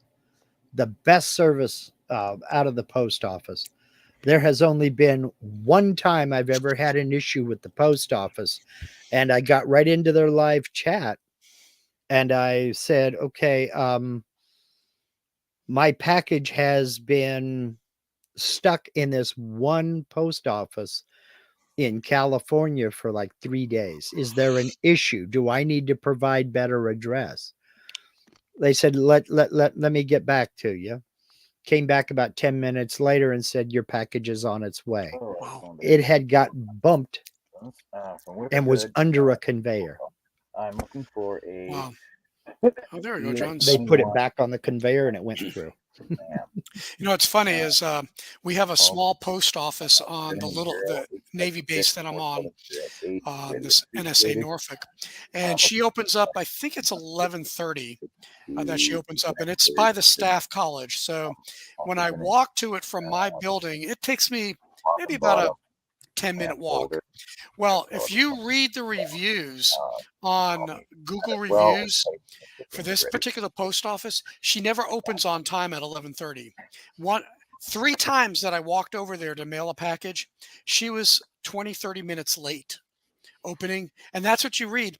Well, the last time I was there, it wasn't open, and an officer from the staff college is walking by and he says, "Oh, you're going to the post office?" I'm like, "Yeah." And he starts laughing. He says, "She never opens on time." So the entire base knows, but yet we put complaints in, we put bad reviews. Look, the lady's nice to us, but she doesn't open on time. But the post office does nothing about it. It's ridiculous. Yeah. Like, I've got a package now. I wanted to mail it yesterday, and I'm like, you know something? It's a little bit chilly out. I don't want to lose my parking spot. It's such a short walk, but it's still cold out. I said, she's probably not even going to be open. It's like, nah, I'll wait till Tuesday. It's unfortunate. And then the same thing, one day, it was a Saturday, I think they were supposed to open up at 9:00, and I get there about 20 after, people standing out there. I wait another 20 minutes. Still the post office isn't open. It's like, what the heck? Yeah. And the lights were on in there, but you didn't see anybody. It's probably a contractor. Probably. Well, Probably a this woman isn't contractor. on the Who? base. She's not a contractor. Yeah, Oh, but okay. the other place off the base, I bet it is a contractor. And which is almost, but not quite, as hard to get rid of as a federal Yeah. employee. Oh, tell me about it. So How you doing there, John? Get anywhere? No, I called Seiko, left a message with the phone number from the callback. Ah, I said I need a price and shipping. Gave him the part number, so now I just gotta wait. yep. Well, now that we've What? solved all the Whoa! world's issues, What holidays on Monday? Martin Luther King. How's it a holiday? Like, what holiday is it? It's Martin Luther King. Martin Luther King Day. Yeah. Yeah. What do you do? What did Martin Luther King do? Like, honestly, What do I do? no. What did Martin Luther King do? He gave a speech. Did he actually enact any laws? You Or don't want to open that can. John. No, You don't want to open it's that can. it's Martin Luther King Day, And that's all you need to know. and the big It's, puff of smoke. dude, it's the U.S. government. Don't ask, don't tell. Hey, it's a paid holiday for me. okay, They gave it. so there's an MLK Day. Is Mhm. there a BLK Day? Burger King Day. No. What wasn't he the BLK. American- Yeah, BLK. Hold on a sec. BLK. I'm pretty sure BLK murderers. JFK. No. There is President's Day. It's President's Oh, Day. sorry, BTK. BTK. Yeah. Don't know what that is. Bind, torture, kill. BTK, the BTK killer. Oh, it was a murderer. Yeah. Yeah. Dennis Rader, the BTK killer. No, Why not? I'm the pretty two sure aren't even comparable. He's more famous than MLK. Well, that doesn't. Mm, That's not the criteria, John. Oh. If that was, we'd have a Kanye West Day, and nobody wants that. What? Kanye? What about Drake? Drake, come on. Even if the 6 of one, half a dozen of the other. Drake. He used to be on Now, where I Yeah. might not Grafton Street. oppose a Robert Plant Day, I don't think we want to establish that precedent. So, if popularity mattered, I mean, old Robert Plant, though, not when he went on his own. he was still good when he went on his Still own. good. It's just eh, one of the best male vocalists in music ever. Fight me on it. You'll lose. he was good. I mean, when you really think about it from a classical sense, absolutely. See his And his now versatility. Robert Plant now owns that album, 1988. It was okay, but I'm getting tired listening to it. Honestly, like it's Well, just getting yeah, old. you know, I'm with you there. You know, you can only listen to the same song. Yep. You know, Comes in waves, you know, you mhm, listen to it, binge on it, and then put it away. mhm. And then one day you're like, I'm feeling nostalgic. But Listen to you it a little know, bit, put it away. I think about every vocalist or Yeah. every performer is the same way. Take your favorite album, and if that's the only thing you had to listen to for the rest of your life, you'd eventually get tired of it. Oh no, I can play Bowie freaking. Everybody nonstop. says that. Now, see, Yeah. and I never got into Bowie. He was always just kind of there. There are a few good songs I like, but I never got into him. They're even talking about making the second Seriously? Monday December Freedom Day for 9/11. Oh, come on. Well, they already have Patriots Day, which is Yeah. 9/11. So why do they? I see what they're doing. They're trying to move it from that to a Monday. The government's Yep. good at that too. Look, In fact, that's lost, what President's Day is. It Yeah. used to be you had separate holidays. You had Lincoln's birthday, then you had Washington's birthday, and then they combined the two, took away a legal holiday, Yep. and made President's Day, put it right in the middle. It's like that ain't right. Yeah. Yeah. This whole Freedom Day thing, you know, again, I lost a friend in that. And, you know, even that, it's like, no, come on, I'm sick of them commercializing and making it. I don't know how to say this, not more than it is, because I mean, it was horrific, but Somebody's trying to Wow. capitalize on it. Yeah. And it's like, come on, I don't need the day off. We have a beautiful ceremony out in our flag And it's already a plaza. holiday. Yeah, it's we give a short memorial, everything like that. If you see what we do at NATO, it's astounding. See, In our flag plaza. I got But a lot of different views on 9/11. Like, yeah, I don't know why you're making it a holiday, honestly. I'm It's a American. memorial. Yeah, That's why. I'm It's a American. I agree memorial. with you. I agree with you. You know, I mean, look at Pearl Harbor Day. Is Pearl Harbor Day a holiday? No. We'll recognize it. Granted, it's been how many years since Pearl Harbor, so that shock Well, and awe and anger is faded. Whereas so much changed in the United States because of 9/11, which I disagree with anyway. Um, Patriots Act. you know, See, like we don't need we don't I'm need a holiday for it. I'm pretty Just it's sure more already a holiday. yeah, I I'm know, I'm but I'm pretty sure more people celebrate Elvis's birthday than they do 9/11. Unless you work Which for the government, in which which yeah, case you get a day which off, you're totally good. doesn't make any yeah, freaking sense at all. Now, you could argue every holiday if you want to get yep, right down to it, but that's just a fact. There is already a holiday. I see what they're trying to do. yep. They're trying to move that to the first Monday or the second Monday in Yeah. September. All right. We got You well, know, we got, Mm. when's Labor Day? Labor Day's first Monday in September, isn't it? Um, Or I second? believe. is it the first of? And that should go away too. That's Yeah. just placating the unions. Yep. But you don't want to know my opinion on that. If you really want to Yeah, impress me, make first the Monday. Friday after Thanksgiving a legal holiday. There you go. That'll impress me. There you go. Yeah, make a good 4-day weekend. Hmm. Yes, Labor Day has been the first Monday in September since 1894. Hmm.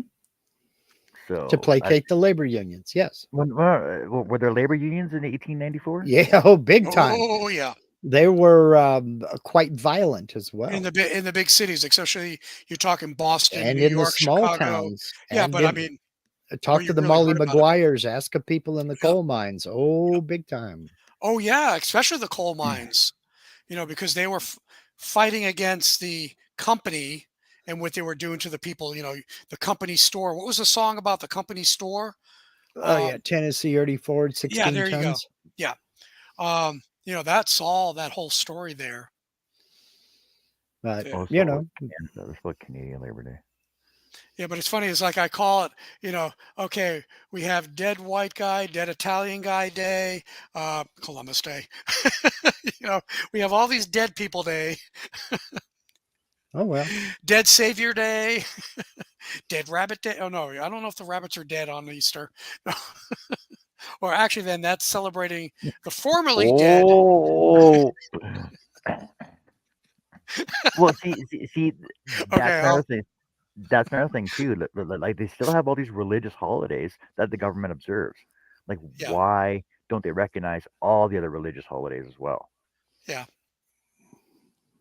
and have them Basically, as it's state got They holidays? do. two. They do. But they That's don't. where now you have Kwanzaa, and they're moving that in. Yeah, but But yeah, as a the holiday, you're the, correct. the government takes Christmas Day and Easter off Yep. as statutory holidays, but yet they don't take Chinese New Year off as a statutory holiday. But yet there's a Well, lot we're more Chinese American. people in the government now than there used to be. So technically, they should observe those, and all the African American holidays they should observe those because Martin the Luther amount King. the, That's the why that amount of became a holiday. the amount of Americans that are in the House now and everything else. Like they don't observe those days. You know what I mean? It doesn't make sense. Soon we'll have That's why 360. we have a Congress to make those decisions. So what's the opposite of progress? The opposite of pro is con. So what's the opposite of progress? Yeah. I mean, you can't get 500 people to agree on anything except let's go on vacation and raise our salary. Yeah. Yeah, exactly. You wouldn't get the 10 Commandments through Congress if Moses was buying drinks. But if But, he had an island though, well, yeah, if I had a lot of things, but you don't, do you? yeah. Let's see. Little Lego said, "Did you know Veterans Day if officially is Is officially on officially the 11th, November 11th. not Yes. on a Monday, Right. though it may have And which fallen is on a why Monday." you end up with getting Veterans Day off, which Mhm. is a Wednesday. It'll happen. See, Sure. and the thing is, you guys call it Veterans Day, whereas pretty much Canada and the UK call it Remembrance Day. Remembrance Day. Remembrance Day. But Yeah. we also have a Memorial Day that you don't have. Right. We also You have you Flag Day too. you observe Remembrance Day, That's the where poppies. because that's when the war ended in Europe. Armistice. World Sorry. War Or Uh, yeah, we Armistice used to Day. call it Armistice Day. Armistice Day. It Yeah. was changed, but see, no, November 11th, because it didn't happen over here, we weren't physically affected the Right. way they were over in Europe. It was seen as, what's the reason for it? So they moved our Memorial Day into the last weekend of May, May. but they still wanted to recognize the veterans, so they made November 11th Veterans Day. Yeah. See, And and that still confuses a lot of people Yep. here. our Memorial Day is to memorialize the soldiers, sailors, airmen, coast guardsmen that lost their lives in battle. Veterans Day is to recognize the people who are still serving or have served but weren't killed in battle. and our So, our holiday in May is Victoria Day, which is Victoria's birthday, which is Mhm. Queen's mother's mother. right, Queen Victoria, right. And whereas we don't have that, instead we have President's Day, which is in February, which was, you had Lincoln's birthday and Washington's birthday real close together, like a week apart, and they took those two and combined it into one in the middle. Well, And that's like that's having my son celebrate their birthday the same middle between, because one is February 11th and the other one's February 21st. Oh, let's Mhm. just have one birthday. No, they're separate. They were born years Right. apart. We're not having Mhm. it on the same day. Oh, it's just so much easier. No, they have to have their own Yeah, birthday. I agree with that. I agree with that. Linda's sister was her little sister was born on Christmas Eve. And since everybody celebrates Christmas, but everybody also got a special day for their birthday, what she did was she picked a day in July and would have a birthday party for Linda's sister. Yeah. Just that was her one special day to celebrate her birthday. Her birthday wasn't until December, but she got to have a special day too. See, now I do know that Boxing Day terms have changed throughout the years. Um, I thought it was when you box everything up after Christmas, get yeah, pretty everything away. much. Yeah. So when you return everything to the store, you get something you really wanted. Yep. So originally, some believe it was derived from the opening of the alms box that had been placed in the churches That for the makes collection sense. for donations to aid poor. Others believe Right. it was held. It came from the boxes of gifts given to employees on the day after Christmas, Okay. and now it's just turned into a freaking free for all sales with Christmas stuff. Mhm. That's Which when everybody goes and buys Christmas cards and gift wrap for next year. yeah, That's my wife does that. She saves like 75-80%. Mhm. So yeah, she came back and said, "Oh, look at all this wrapping paper for next year. It was $3 and I got it for 75 cents." I'm like, "Psh, Well, little okay, does she know that that was the price they were expecting to get, but everybody yeah, who bought it before Christmas paid $3 pay for it. $3." Yeah, Right. no, my wife is a very frugal shopper. Mhm. So, but yeah, she did that, and then now today we just put it all up in the attic. Yeah. We got the totes, and it's like, yep, I'll take it down and spend a heck of a lot less money. Well, just me talking here. I'm retired. Every day's a holiday, but There you go. I'm all for getting every holiday you can, and it doesn't matter why. No, I agree with you. Um, I could retire if I want, but I need the structure. So I just had my contract renewed for 5 more years, so I can decide between now at 62 years old and 67 when I want to retire. But in terms of the days off, yeah, we get 12 federal holidays, and then I get 4 weeks of PTO on top of that. Yeah. So 6 weeks, not too bad. I'm retired, so you know, You're on every your day's a own. holiday. Yeah. But do I'm you on give I'm in perpetual Saturday mode. there you go. So here's a question for you then, because this is what keeps me from retiring now Mhm. is like I said, I need structure. So what do you do to maintain some semblance of structure if you need it? Um, what is the difference between when you were working and now to keep sanity, for Okay. lack of a better term? I keep telling my wife that I need to go out and get a job so I can get some rest. Because the thing about Honey-do it list. is, well, think about all the things that you want to do, Yeah. but you can't because you're working. Mm, You don't have time because you're yeah. working. Yeah, I can tell her, let's go fishing anytime I want, and we can Right. get up and go fishing, unless it's so dark early. We got to wait for sunrise here. Right. Right. Um, I couldn't do that when I was working, but I Unless you took also vacation.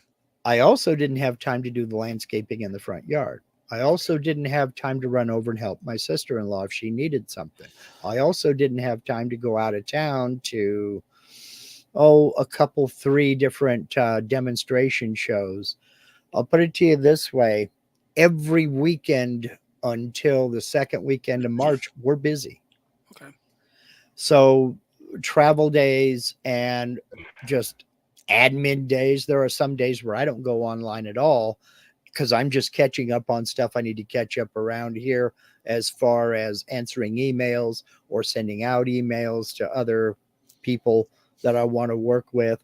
Or it, there is just so much to be done.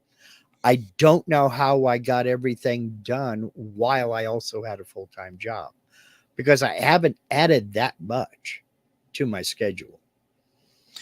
All right, but when you talk schedule, it almost sounds like you're doing home business now. So your home business has To replaced your to a small to a small, small degree, yes, because but that's there's part a of my but plan. but more of it is things that we want to do rather Right. than things Travel. that my boss says I have to do.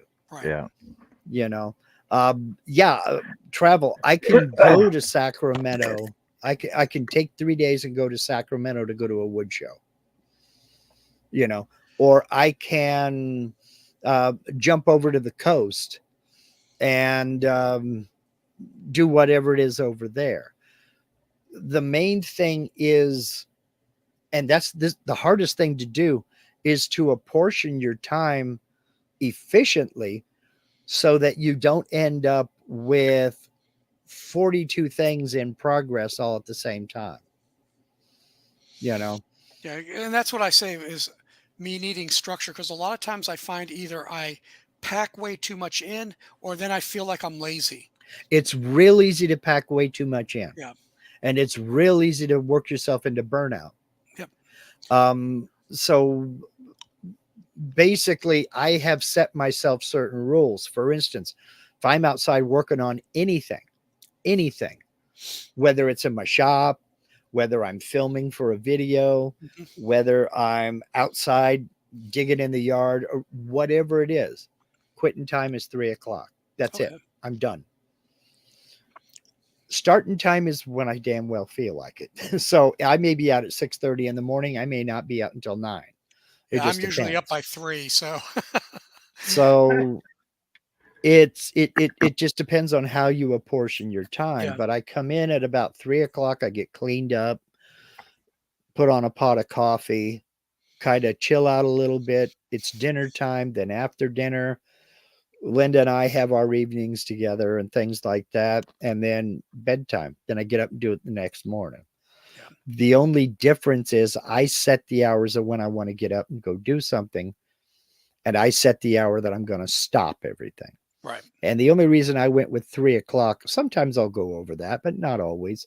The main reason I went with 3 o'clock is because that's about when, during the winter time like this now, if I stop what I'm doing at 3 and start cleaning up and putting stuff away It's so it dark. don't get pilfered, yeah, by the time I'm done, it's dark because Okay. it starts getting dark here about 4:30 and it'll be Yeah. pitch black by 5. So We get dark before you.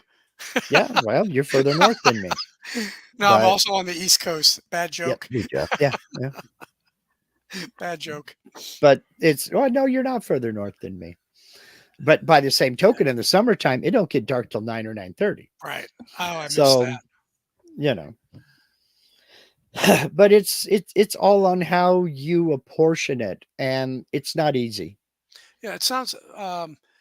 Kurt says the same thing. I'm retired Hmm. from working for others, but wife and I run a small business. We have a routine to start the day and to Hmm. end the day. Between that, open to do whatever. Yeah, Yeah. so long as So, you're meeting your obligations, yep. then your time is yours. And that's the hard part, is not taking on so many obligations that your time is not yours. You have to fulfill those obligations, you know. Yeah, interesting. Little Lego says, "Do you know that full time is now 32 hours, not 30, like it used to be?" And then Amen. Oh, 40, he corrected it to 40 corrected 40. hours. Yeah. And But it's yeah. funny. I work my official for my salary is 37 and a half hours a week. Mhm, Anything over 37 and a half hours, I get paid overtime, but it's straight time. But I'm limited my contract to 1,800 hours a year. Mhm. So pretty much because of basically me being able to take off 6 weeks a year, mhm, um, I can work, say 6, 7 hours overtime a week, get that extra money, and still not go over my 1,800 hours and mhm, make, an extra $20,000 a year mhm. plus. So I play that game like this pay period. I'm going to put a whole 9 hours of overtime. Big deal. But I'm going to go get some tires for my truck with that money. Yeah, So Yeah. exactly. See, you know, I won't but leave the money on thing the is, table. like I learned this a while like back in the military is that you're on salary. Salary is Mhm. 24/7. Hmm. And then you go into the civvy world and try and explain that to people in the civvy world. They're like, "What are you talking about?" I'm like, "You're on salary. You're getting paid 24/7." Oh no, no, I'm getting paid $22 an hour on salary, but I only have to work this long. No, you don't. No, until you You're get on the job salary. done. You're on salary. It means I can have you here till midnight, and you're Yep. working the same amount of hours at straight pay. No, Mhm. no, you can't do that. Yeah, I can, according to Alberta like OHS laws. Yeah, you're on Check salary. You're not paid check your hourly. check your contract. Yeah, Yep. good to go. See, Go talk that's to why HR. Go my talk to HR if you contract's got a unique. problem with that. Yeah, Ooh, my contract's unique. Like I said, I'm only allowed 1,800 hours in a year, and that averaged out to 37 and a half hours a week. But again, play the game, and I can work and make an extra 6 weeks of salary if I want, hourly. But again, it's straight pay. I don't get time and a half. I don't get double time. None of that yeah. because it's basically, I guess you can. It's as long as my fanny's in the seat. Um, you know that it's a firm fixed price contract in a way, but Mhm, it's use it or lose it. If I don't burn the full, let's say that I do my 37 and a half hours and nothing but I take my 6 weeks off, that's like 1,500 and change hours. My company does not make the profits on those 300 plus. So Mhm. when I told my boss, when they see me doing overtime all the time, they don't care as long as I'm doing actual work, mhm. producing outputs and stuff like that. What do they care? They're getting their money and they want that. There's some folk here saying, "Oh no, I'm not going to do any overtime," and it's like, dude, you're leaving money on the table for yourself, let alone for the company. But it's, Well, I'm it's not like going to. when they start talking about going to 4-day work weeks here, and I'm like, I can't see I it don't being know. feasible because the thing is, number one, you're putting in 4 10-hour days. Yep, Mhm. First of all, I loved it it. is draining, but it's I draining too. loved it. so I so you're loved it. well, see, when I was doing construction, it was great. You put in Yeah, four 10-hour days. You get Friday out. You get a long weekend every Mhm. weekend. It was great. Yep. Yep. And but the problem with that is number one, it was straight time. yep. You Mhm. get no overtime for the extra 2 hours every day, and so it was okay. But you're still putting in 4 10-hour days. You get an extra long Yeah. weekend, so you got a day to spend money that you didn't make. Yeah, but construction, man, 10 hours that beats you up physically. I did it in the cabinet shops and one furniture shop. I did it Nice. in a factory And I did it at the casino. So and on your feet all I the was time. fine with it. Yeah, I was Yeah. When I fine was with it. younger, I could do it. Even Nowadays, no. even in the cabinet shop, I was fine with 410s. I preferred 410s. Wow. So Wow, Will, I believe that. He says when I was full time active pay duty, my pay grade was 600 a month. Now the same Whoa. pay grade is 2,500 a month. I believe that. See, because Oh yeah. when I joined the military, it was 1,200. Our base salary was 1,200 as a not qualified private, right? And mine was 550. well, that was twice as long before I started though. Before I joined, I joined in 90. I joined in 90, right? 1990. I went in And 82, January of 82. yeah, see, you had 8 years before me did. Well, Mhm. but I'm also talking Canadian rates too, right? So anyway, but the thing is, so at $1,200 a month, That take was an home. E3. Wow. No, sorry, 1,200 gross. So I was grossing 1,200. So I was taking home $1,000 a month, right? Mhm. But your meals are paid for, your clothing's paid for, your housing's paid for, Housing. right? You can't really bitch about it. Nope. And the thing is, you're out training all day, and they stop you for meals, go and eat. Mhm. Oh, go march, right? It's easy. It's easy money. I don't know why a lot of more people don't do it. What, you want education? Go to Yep. college. We'll pay for it. The military is the single biggest influencer or taking people out of poverty into what could be middle class, especially when they get Agreed. up, when they get all their training, when they do everything. As long as they don't do stupid private stuff, like out here, all these used car lots with sports cars outside the gates of Of course. all these payday loan places and everything. Of course. But at least out here now, the Navy, the Marines, I mean, we've got the Air Force and Army out here too. They look out after Mhm. uh, the sailors and soldiers, etc. And we have do not go places. Yeah, If they, we had that when I was in oh as yeah, well. but even more so, they're protecting these guys because they're vultures Well, out here. a lot of people, it's the first time away from Yep, mama. They don't know anything. They've never been taught nothing. This is they the don't know first how to time they've manage money. Oh my right. This is gosh, the first time they've had money and yep, they I don't got ten realize thousand that dollars. exactly. Hey, it's only $450 a month at 15% interest to have this dream sports car you want. You want it, Mhm. and these poor kids are getting suckered into it. Yeah. Yeah. Well, we're all as a society we are too. I mean, Hmm. you're probably old enough Argue. to remember when the maximum car loan you could get was 3 years. Yep. I'm seeing 7 now, and that's 7. insanity to me. I think there I thought might it be was more. 10. I know Uh, Volkswagen, I think it's up to 10 now. they wanted me to That trade in. I that's had a insanity to me. I had a Well, 27 well, Tiguan. yeah. They wanted me to trade it in because I only had like 14,000 miles on it after 4 years. Mhm. And they said, "Oh, we'll do this, and we're going to save you $20 a month." I said, "Okay, so how are you going to save me $20 a month?" And I knew it was coming. Yep. Oh, it's a 7-year, 10%. Goodbye. I said, "Dude, are you knucking futz? Mhm. It's crazy." I said, "This is paid for now, Yeah. and you want me to trade this in?" I said, "No, thank you." So I wound up selling it. I bought a $5,000 Mustang. Now I bought a $5,000 Traverse with 100,000 miles on it. I'm buying $5,000 vehicles. And even if I put $1,000 a year into it to Mhm. keep it going you're outside of you're oil, you're tires, and you're, everything, you're still saving more than what it's Yes. than a the hundred interest you dollars a pay. month. Yeah, Yeah. let alone insurance. But yeah, you want me at almost $500 a month? I said I'm going to dish out 5,000 bucks cash. I'm going to keep it.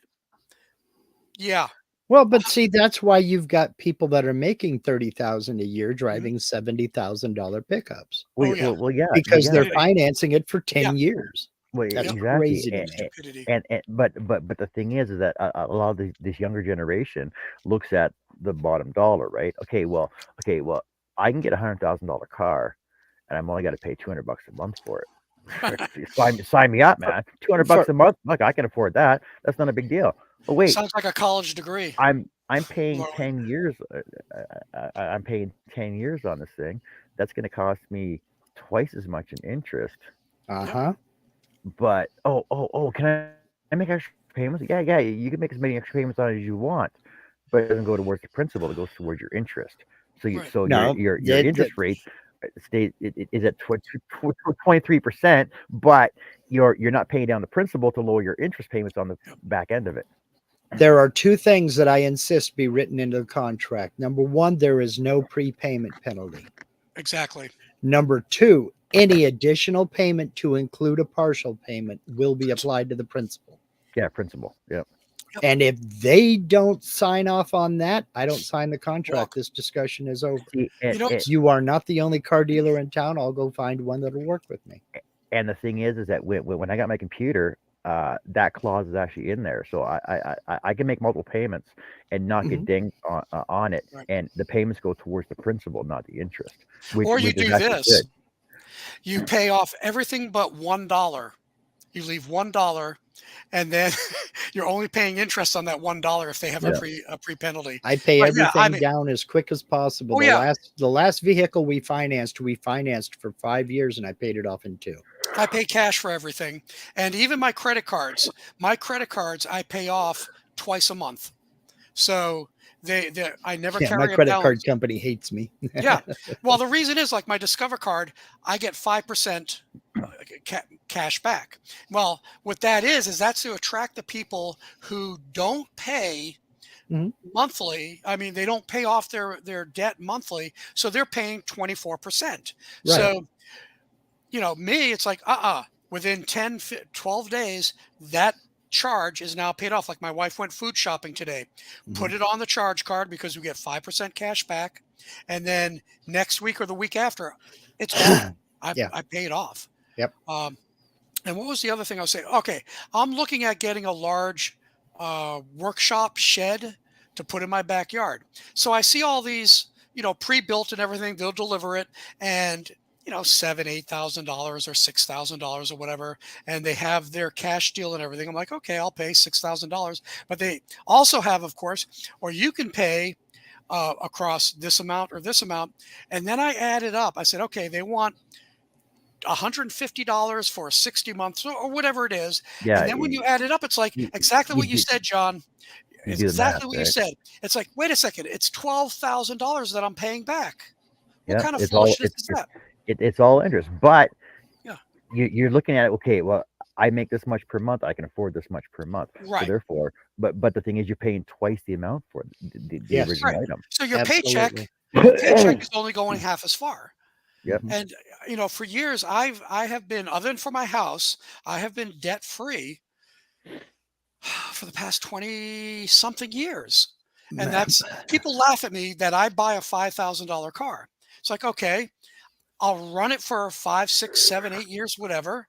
And then at the end of it, I may get $3,000 or $4,000 for it. But during that time, I pay myself in my car replacement fund. And now all of a sudden it's like, oh, I got $3,000 from this car. I saved $10,000. Hey, I could get a Mhm. $12,000 car Mhm. if I want to And upgrade. and if you No, really stop and look at it, when you do a lot of comparing, a Mhm. lot of older cars are not really that expensive. I mean, No. you can buy a rebuilt, a very nice, let's say 83 El Camino. You Mhm. can buy a really nice one for about 10 grand. Yep. It's So, it's gonna get you from A to B just the yep. same as your big 60, $70,000 pickup. And you can work on it yourself. Exactly. That's why I tend to buy the older vehicles. I rebuilt, did a resto mod on my Mustang, my convertible. Mhm, It's a 2006. I mhm, bought it with, I think, just over 100,000 miles on it, mhm. and I've done all the work on it myself. Some, You don't need a code reader. nope, You don't need none of that stuff nope, to troubleshoot it. Is it getting cool? Yes. Is it getting spark? Yes. Should start. right. Something else is wrong. Pull the number one plug and let's check. Yep. And see like I what said, I own three vehicles. So I bought the 2009 Town and Country station wagon for, Mhm, it was, I think, $5,200, and I mhm. think it had about 115,000 miles on it. I just put $1,000 into it, replacing the what was it, the front bearings. Mhm. And now my wife is going to drive it to Florida in 2 weeks. Mhm. And instead of renting for $1,000 for the 10 days she's gone, that $1,000 went into the vehicle. Yeah. You know, Yeah. I just bought, well, I bought in a 2006 Ford Mustang convertible, and that I got for $5,000, and it had, again, I think it was like 106,000 miles on it when I Mhm. bought it. So, and I bought that in 2009. The first one was 2008, so I still Mhm. have those two. And then this summer, I had 117,000 miles on it for $5,300 Chevy Traverse. All Yeah. right, it does have its issues with certain things, but nothing I can't handle. And it Yeah. has 117,000 miles on it. If I even get only 2 years out of it, and it dies, let's say that, Mhm. you're talking less than $200 a month, Yeah. and that's getting zero for it if I turn it in Yeah. because it dies. Because the concern would be the timing chain on that, but where it's at right now, I think I'll be good on the timing chain. We got Well, you. even if not, how much does it cost to have a timing chain put in? That was expensive, almost $6,000. Yeah. Well, then there Well, you you should go. be able to get at least $50 for it in the scrapyard. Yeah. Oh, probably more closer to 500. Oh, really? Out here, we can get 500. It depends on how much metal is in it. There's a lot of metal. Because like It's an SUV, I have a 98 Saturn. Most of it's plastic. right? $25. Well, it depends. That plastic is actually very, very valuable now since And Saturn is no longer made. even the body panels we're Yeah. talking, I mean, the main Oh yeah. shell is, but like all My the daughter door has one. skins, the fenders, it's all plastic. So So let's see. Little Lego says I got a '99 Chevy. Whoops, it moved. Wait a second. Chevy Very Tahoe nice. for $3,300, 160,000 original miles 3 years ago. To me, that's a great deal. And again, let's say you only run it for 2 years and it dies on you, and you say, "Nope, ain't gonna put no dollars in it." $1,500 a year, $1,600 a year is what you basically paid. $125 a month. Compare that to if you bought the latest and greatest car, you're paying $450 a month. Great. I don't have to pay for repairs or anything for the first, yeah. Steve, 60, but 72,000 miles. But yeah, my it's a my different mentality. my problem growing up was that my dad was a mechanic in the military, right? And the There you thing is go. that I was not allowed to touch the vehicles at all. Ooh, People go to school, they get trained to work on vehicles, and that's what they get paid to do. That's their living. They make livings at that. Now the thing is, Mhm. I was not allowed to work on it because people go to school and get paid and trained to work on your vehicle for you. Mhm. I was not, I never learned basic vehicle maintenance. I never learned how to freaking change a carb or distributor, change freaking plugs, nothing like that. I learned how to change a tire and fill it up. That's it, and to drive a stick. I was not allowed to work on the engine. I wasn't allowed to do any of that. No body work, nothing. But I even wasn't allowed to even do any of not being able to but even not being able to do that, again, compare the price of a new car today and the issues that'll go wrong. Like, man, I'll never buy a Tesla. No, I no, mean, but Tesla's cool. Tesla's cool, but the repair prices on that, $15,000 for a battery pack, or you get a dent in the skin, and you're talking five, six, $7,000 to repair. Versus get an it, older car, you get a dent or whatever, you take it to a body shop and even pay them. Okay, it's $2,000, but it's not. Again, it's the price of the repair, even with somebody else, let alone doing it yourself. You know, versus today. The okay, electronics. Yeah, go ahead. but Sorry. all that depends on where you buy your vehicle at, the warranty you get on it. My the warranty on my truck right now, because I bought a van, a Nitro, two two two two a Jeep Cherokee, Jeep Grand Cherokee, and my truck Mhm. right now as well, all at the same dealership, right? So we get excellent service and everything else. We get unlimited VIP oil changes. I can get oil change every week if I wanted to, right? They replace the tire for me free of charge, everything else. I get a problem I'm pretty sure I got 360,000 kilometer or 5 year, no, 360,000 kilometer, 10-year drivetrain warranty on it, right? So Mhm. everything happens to it, I take it in. Um, I had a problem with my sensors. I took it in, freaking free of charge. Here you go. I had a problem with my window. My window actuator freaking broke on me 2 years ago. Took it in. They replaced it free of charge. And everything's basically free on it. So I Well, don't they have do to that worry here about. too. Yeah. So the thing for me, if I get a new vehicle every 5 years while my warranty expires, I don't worry about it because everything's covered. Right. Yeah. But it may be, My see, for you, my do you do a lot of mileage and everything? yeah, like well, when I drive 4 hours, 4.5 hours to the city, Right. or So for you, it's, 9 hours of it makes driving. sense. Yeah, It makes sense for you. For me, my commute is 11 minutes. So from my doorstep to the door, to where I park my car in NATO, it's 11 minutes. yeah. It's 12 minutes for So me to get to my shop. yeah, to your shop. But Yeah, then I don't do all that other driving. Now, go back in the 80s and the 90s when I was traveling 40, 50, 60,000 miles a year, that was a little bit different, because you got to worry about reliability. And if I break down, my Ford breaks down 3 states over, I can go to any Ford dealership. Oh, yeah, warranty, boom, done. You're in, you're out. Oh, yeah, that includes, oh, you get a rental too. Yeah, it's going yeah. to take us 3 days to fix it. You're in the area for 7. Okay, here, take this car, drive it around, come back. Absolutely. That's when I used to buy new cars. But nowadays, not doesn't pay for me now. Yeah. I Yeah. wouldn't buy a new car now on a bet. Right. But again, my, okay, tinfoil hat. Like again, go with Tesla. If their screen, But that but but middle we're, screen, we're- but it's Tesla. I'm not going to go with Tesla at all. no, I'm not no, going to get an electric vehicle in my entire life. right. But here's, okay, you're with me. But what I was gonna translate it to newer vehicles, internal combustion. So the Tesla, the center screen, I think to replace that is like $4,000 or $5,000 if it breaks, cracks, whatever. All Yeah, right. Now, you get the Fords, and they're doing the same thing, whether it's their electric e-car, the e-Mustang, or their Lightning electric, or their gas cars. The electronics, the new screens that they're putting in, the computers are so expensive. The other thing that I don't like, more so for the electric cars, but they're doing it for the internal combustion, is you download updates. But what they're also doing is they can control your vehicle. A good example was when the hurricane was hitting Florida, Tesla decided to do an over the air update to increase the range. Well, if they can increase the range, they can decrease the range. And then that self parking and all that, yeah. find me.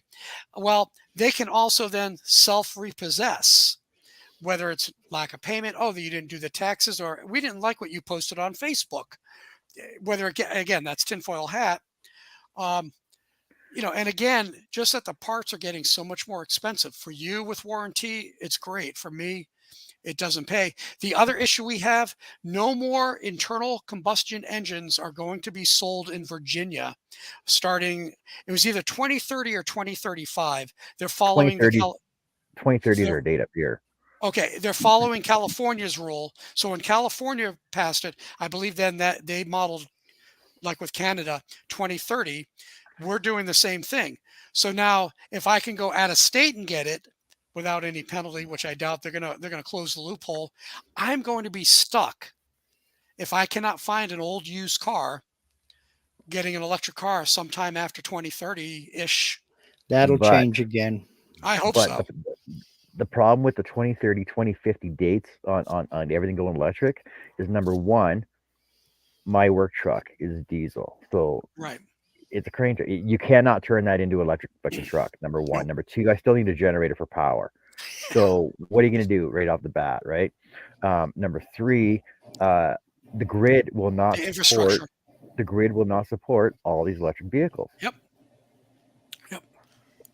And I was listening to the news the other day, and they were talking about, oh well you want to change, you think the carbon emissions on a vehicle is big.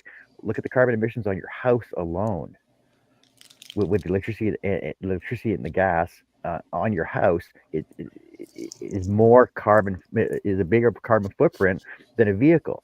So that, because the square footage, your power loss through the roof and everything else, and Oh yeah. stuff. It is that you cannot take a house and put it on off the grid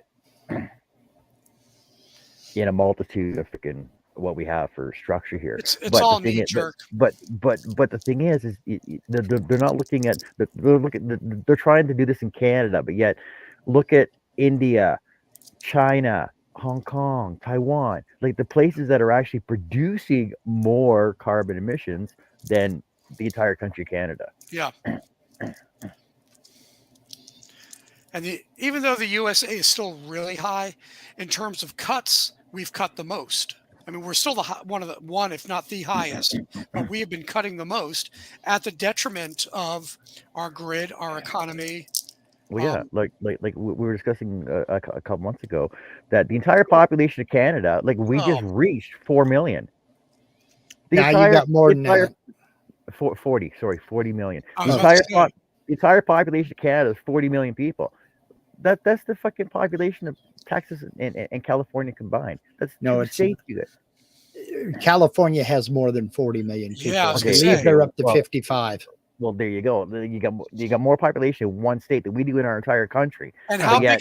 big is your country that those 40 million are in? Granted, they're pockets, but how big is the total area It's compared the to California? it's the Twice the second size of the largest US. in the world. Exactly. Twice the size So, of the US. so if you talk about how much carbon per person for the entire, Oh, it's like point yeah, zero it's zero whatever, right? nothing. Compared to the U.S. Number one, like Yeah. compared to China and India and like all the bigger, more populated countries are just astounding. Oh yeah. South Africa is freaking. Oh yeah. Yeah, You but get into Africa is a continent, not a country. So there is a Okay, difference. Nigeria, Yeah. right? yeah. Where all the princes are that I Yeah. owe money that owe me That- money. Just they should that just was change the name to Princeville. Yeah. To what? Princeville. Princeville. Princetown. Mhm. Yeah. All But right. yeah. If you haven't noticed, I got my jacket on because my furnace just kicked off. Uh-oh. Uh-oh. Yeah. Well, So I gotta deal with thank that now. you for going Yeah. down this rant because you just helped me find a pickup I want to go look at. Is Well, it electric? Yeah, no, it's a 1989 Ford F-150 for $4,000. Actually, Six-cylinder Nice. automatic with 85,000 miles on it. Even if that's turned over twice, I can still work on it. Yeah. I was working at a digital board up in Dawson Creek there, and I was looking at these Grand Cherokees. I'm like, they don't look like the Cherokees that I had. I'm looking at it going, what the frick is that? There's a charge port on the front and a freaking gas tank on the back. I'm like, what the hell is that? Wow. Well, the charge put on front may be for towing. Maybe to run the Either lights that if it's being towed behind a No, diesel it's pusher motor. or it comes from a cold country like Minnesota, cold county, well, and it's for a block heater. if you're in Canada, it's probably a block heater. No, it's not the block heater's just the cord hanging down the front. Oh, It's I for thought an it was a EV. cord. No, Oh, so it's a plug. it's an EV charger. Yeah. Oh, well. Oh. Well, with a fuel tank on the back, check the back end, see if there's a generator in there. Maybe this dude makes extra money running around charging up Teslas in the cold. Oh, Yeah. that would be so Yes, funny. Wade. Yes, Wade is an electric hybrid, like the original Colt, the Mhm. original Chevy Colts. It was dual, Volt. and because like we Volt. one of the guys, Volt, yeah, Volt. Bolt or Volt? One of the guys at work bought one when they Volt with a V. Volt, VOLT. They came out he bought one when they were brand new. He's like, oh man, this is gonna lower my carbon footprint. He was all vegan, right? It's gonna lower my carbon footprint and everything else. I said, but you plug it in every day at your house and at work. How are you gonna lower your carbon footprint? Oh, I'm just plugging it in. I'm not spending money on fuel. There's no exhaust going in the air. I'm like, do you know where the power comes from, right? Yeah, I just plug it in the wall. It's zero carbon footprint. I'm not producing any carbon emissions at all. I'm like, Yeah, you were. you're an idiot. Oh, You're an idiot. You do not understand the way electricity works. Oh, I plug it in the wall. There's no power anywhere going anywhere Just at all. plug it in and it works. I shake yeah. my And head then every time I think of how that. much carbon, how much energy was to extract just for the battery packs alone? Oh, the lithium batteries.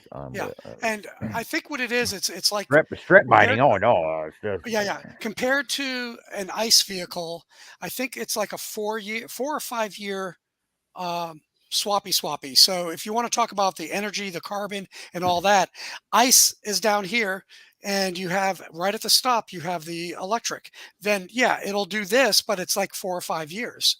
well, Again, we my run off of coal, natural gas, and nuke power to our house in Virginia. We have 3 different methods here, no, and nuclear power is still the best is the power on best. it. But we got to get rid of it though, because nuclear, Oh, wait. nuclear. They they actually just came out last year with hydrogen generator plants for your house. Yeah, hydrogen fuel Okay. cells. Yeah. So no But no how no no. much energy does it? Okay, go ahead. Hydrogen generator plants. So basically, so it sucks the hydrogen out of the air Yep. somehow, converts it into power for your house. So every house Yep. is now capable of having their own hydrogen power plant Right. in their house, like outside their house. There's one problem with that. Hydrogen fuel The cells energy. are cool. Well, no, because hydrogen is free. Yes, but the energy to make it. Well, but it's self-propelling. It runs off of batteries that the hydrogen fuel cell keeps charged. Yeah. But there's one major problem, and this whole thing is supposed to be about climate change, right? Yep. The exhaust gases from a hydrogen fuel Water. cell is water vapor, which Water. is the #1 greenhouse gas on the planet. That is the #1 greenhouse gas is water vapor. So if we want to stop climate change, do you want to outlaw the fresh water or the salt water first? Wait, what is it? Dihydrogen oxide? Yes. Like dihydrogen monoxide. Yes. Dihydrogen That is monoxide, the key to acid rain. Did you know that was the key component to acid rain? Dihydrogen monoxide? Yeah. Well, it should be a hazardous substance. It is. Think about I it. know, everybody needs it to survive, right? Everybody who has ever inhaled it dies. 100% death rate. Exactly. Yes. 100% death rate. If you breathe it, you will die. Now, I was talking about this a while ago. I remember back in the 80s, we were talking about like acid rain, like the fuck, year 2000. Like we're gonna be living in freaking these plastic suits and everything because the acid rain is coming down on us, so it's gonna boil our skin. Whatever happened to acid rain? Well, it's easy. I'll tell you, we exported it to China along with all of our steel mills. Yes. Oh. Yeah. No, there's truth to that. I mean, it's now also, a lot of people think it's funny, but you're right. Yes, acid rain was a thing. Also, back in the 60s and 70s, still is actually. It's just we moved it all offshore. I remember I was working in the construction restoration company, and we went in after fires, and we had these ozone makers. Like we basically take all your materials like drapes and cushions and stuff, put them in a room, and put these ozone machines in there. Right now, this was back in early 90s, and I'm thinking, why don't we just take these huge ozone machines, take them down to Antarctica, light them up, and fill in the ozone layer? Well, because we have a big ozone creator. It's called the sun. But we have this big hole in the ozone layer. But if we can make our own ozone, why don't we just fill the hole in, right? And where is that ozone layer? In Antarctica. And what area of the world relieves this? Yeah, what area of the world receives the least amount of sunlight per year? Well, Antarctica. Why take the machines down there and fill the hole in, right? It's just common sense, right? The food for thought. Anyway, nature always wins. That's the only thing you got to remember. Nature always wins, and if you don't believe that, ask the people in New Orleans. There you go. Anyway, I'm gonna have to bag off. So no, it was great. I'm leaving too. Oh, okay. Well, then, if you guys are leaving, so am I. To hell with y'all. Yeah. No, you stay. We'll leave. Be that way. Hello, my baby. John. Hello, my honey. My little ragtime gal. Yeah. Welcome to Markville. I have the commercial. The anyway, the weather control system's up. No, the weather control system is up in Alaska. Americans know all about that because they built it. Yeah. Now, the Nazi underground base is in Antarctica. Yeah.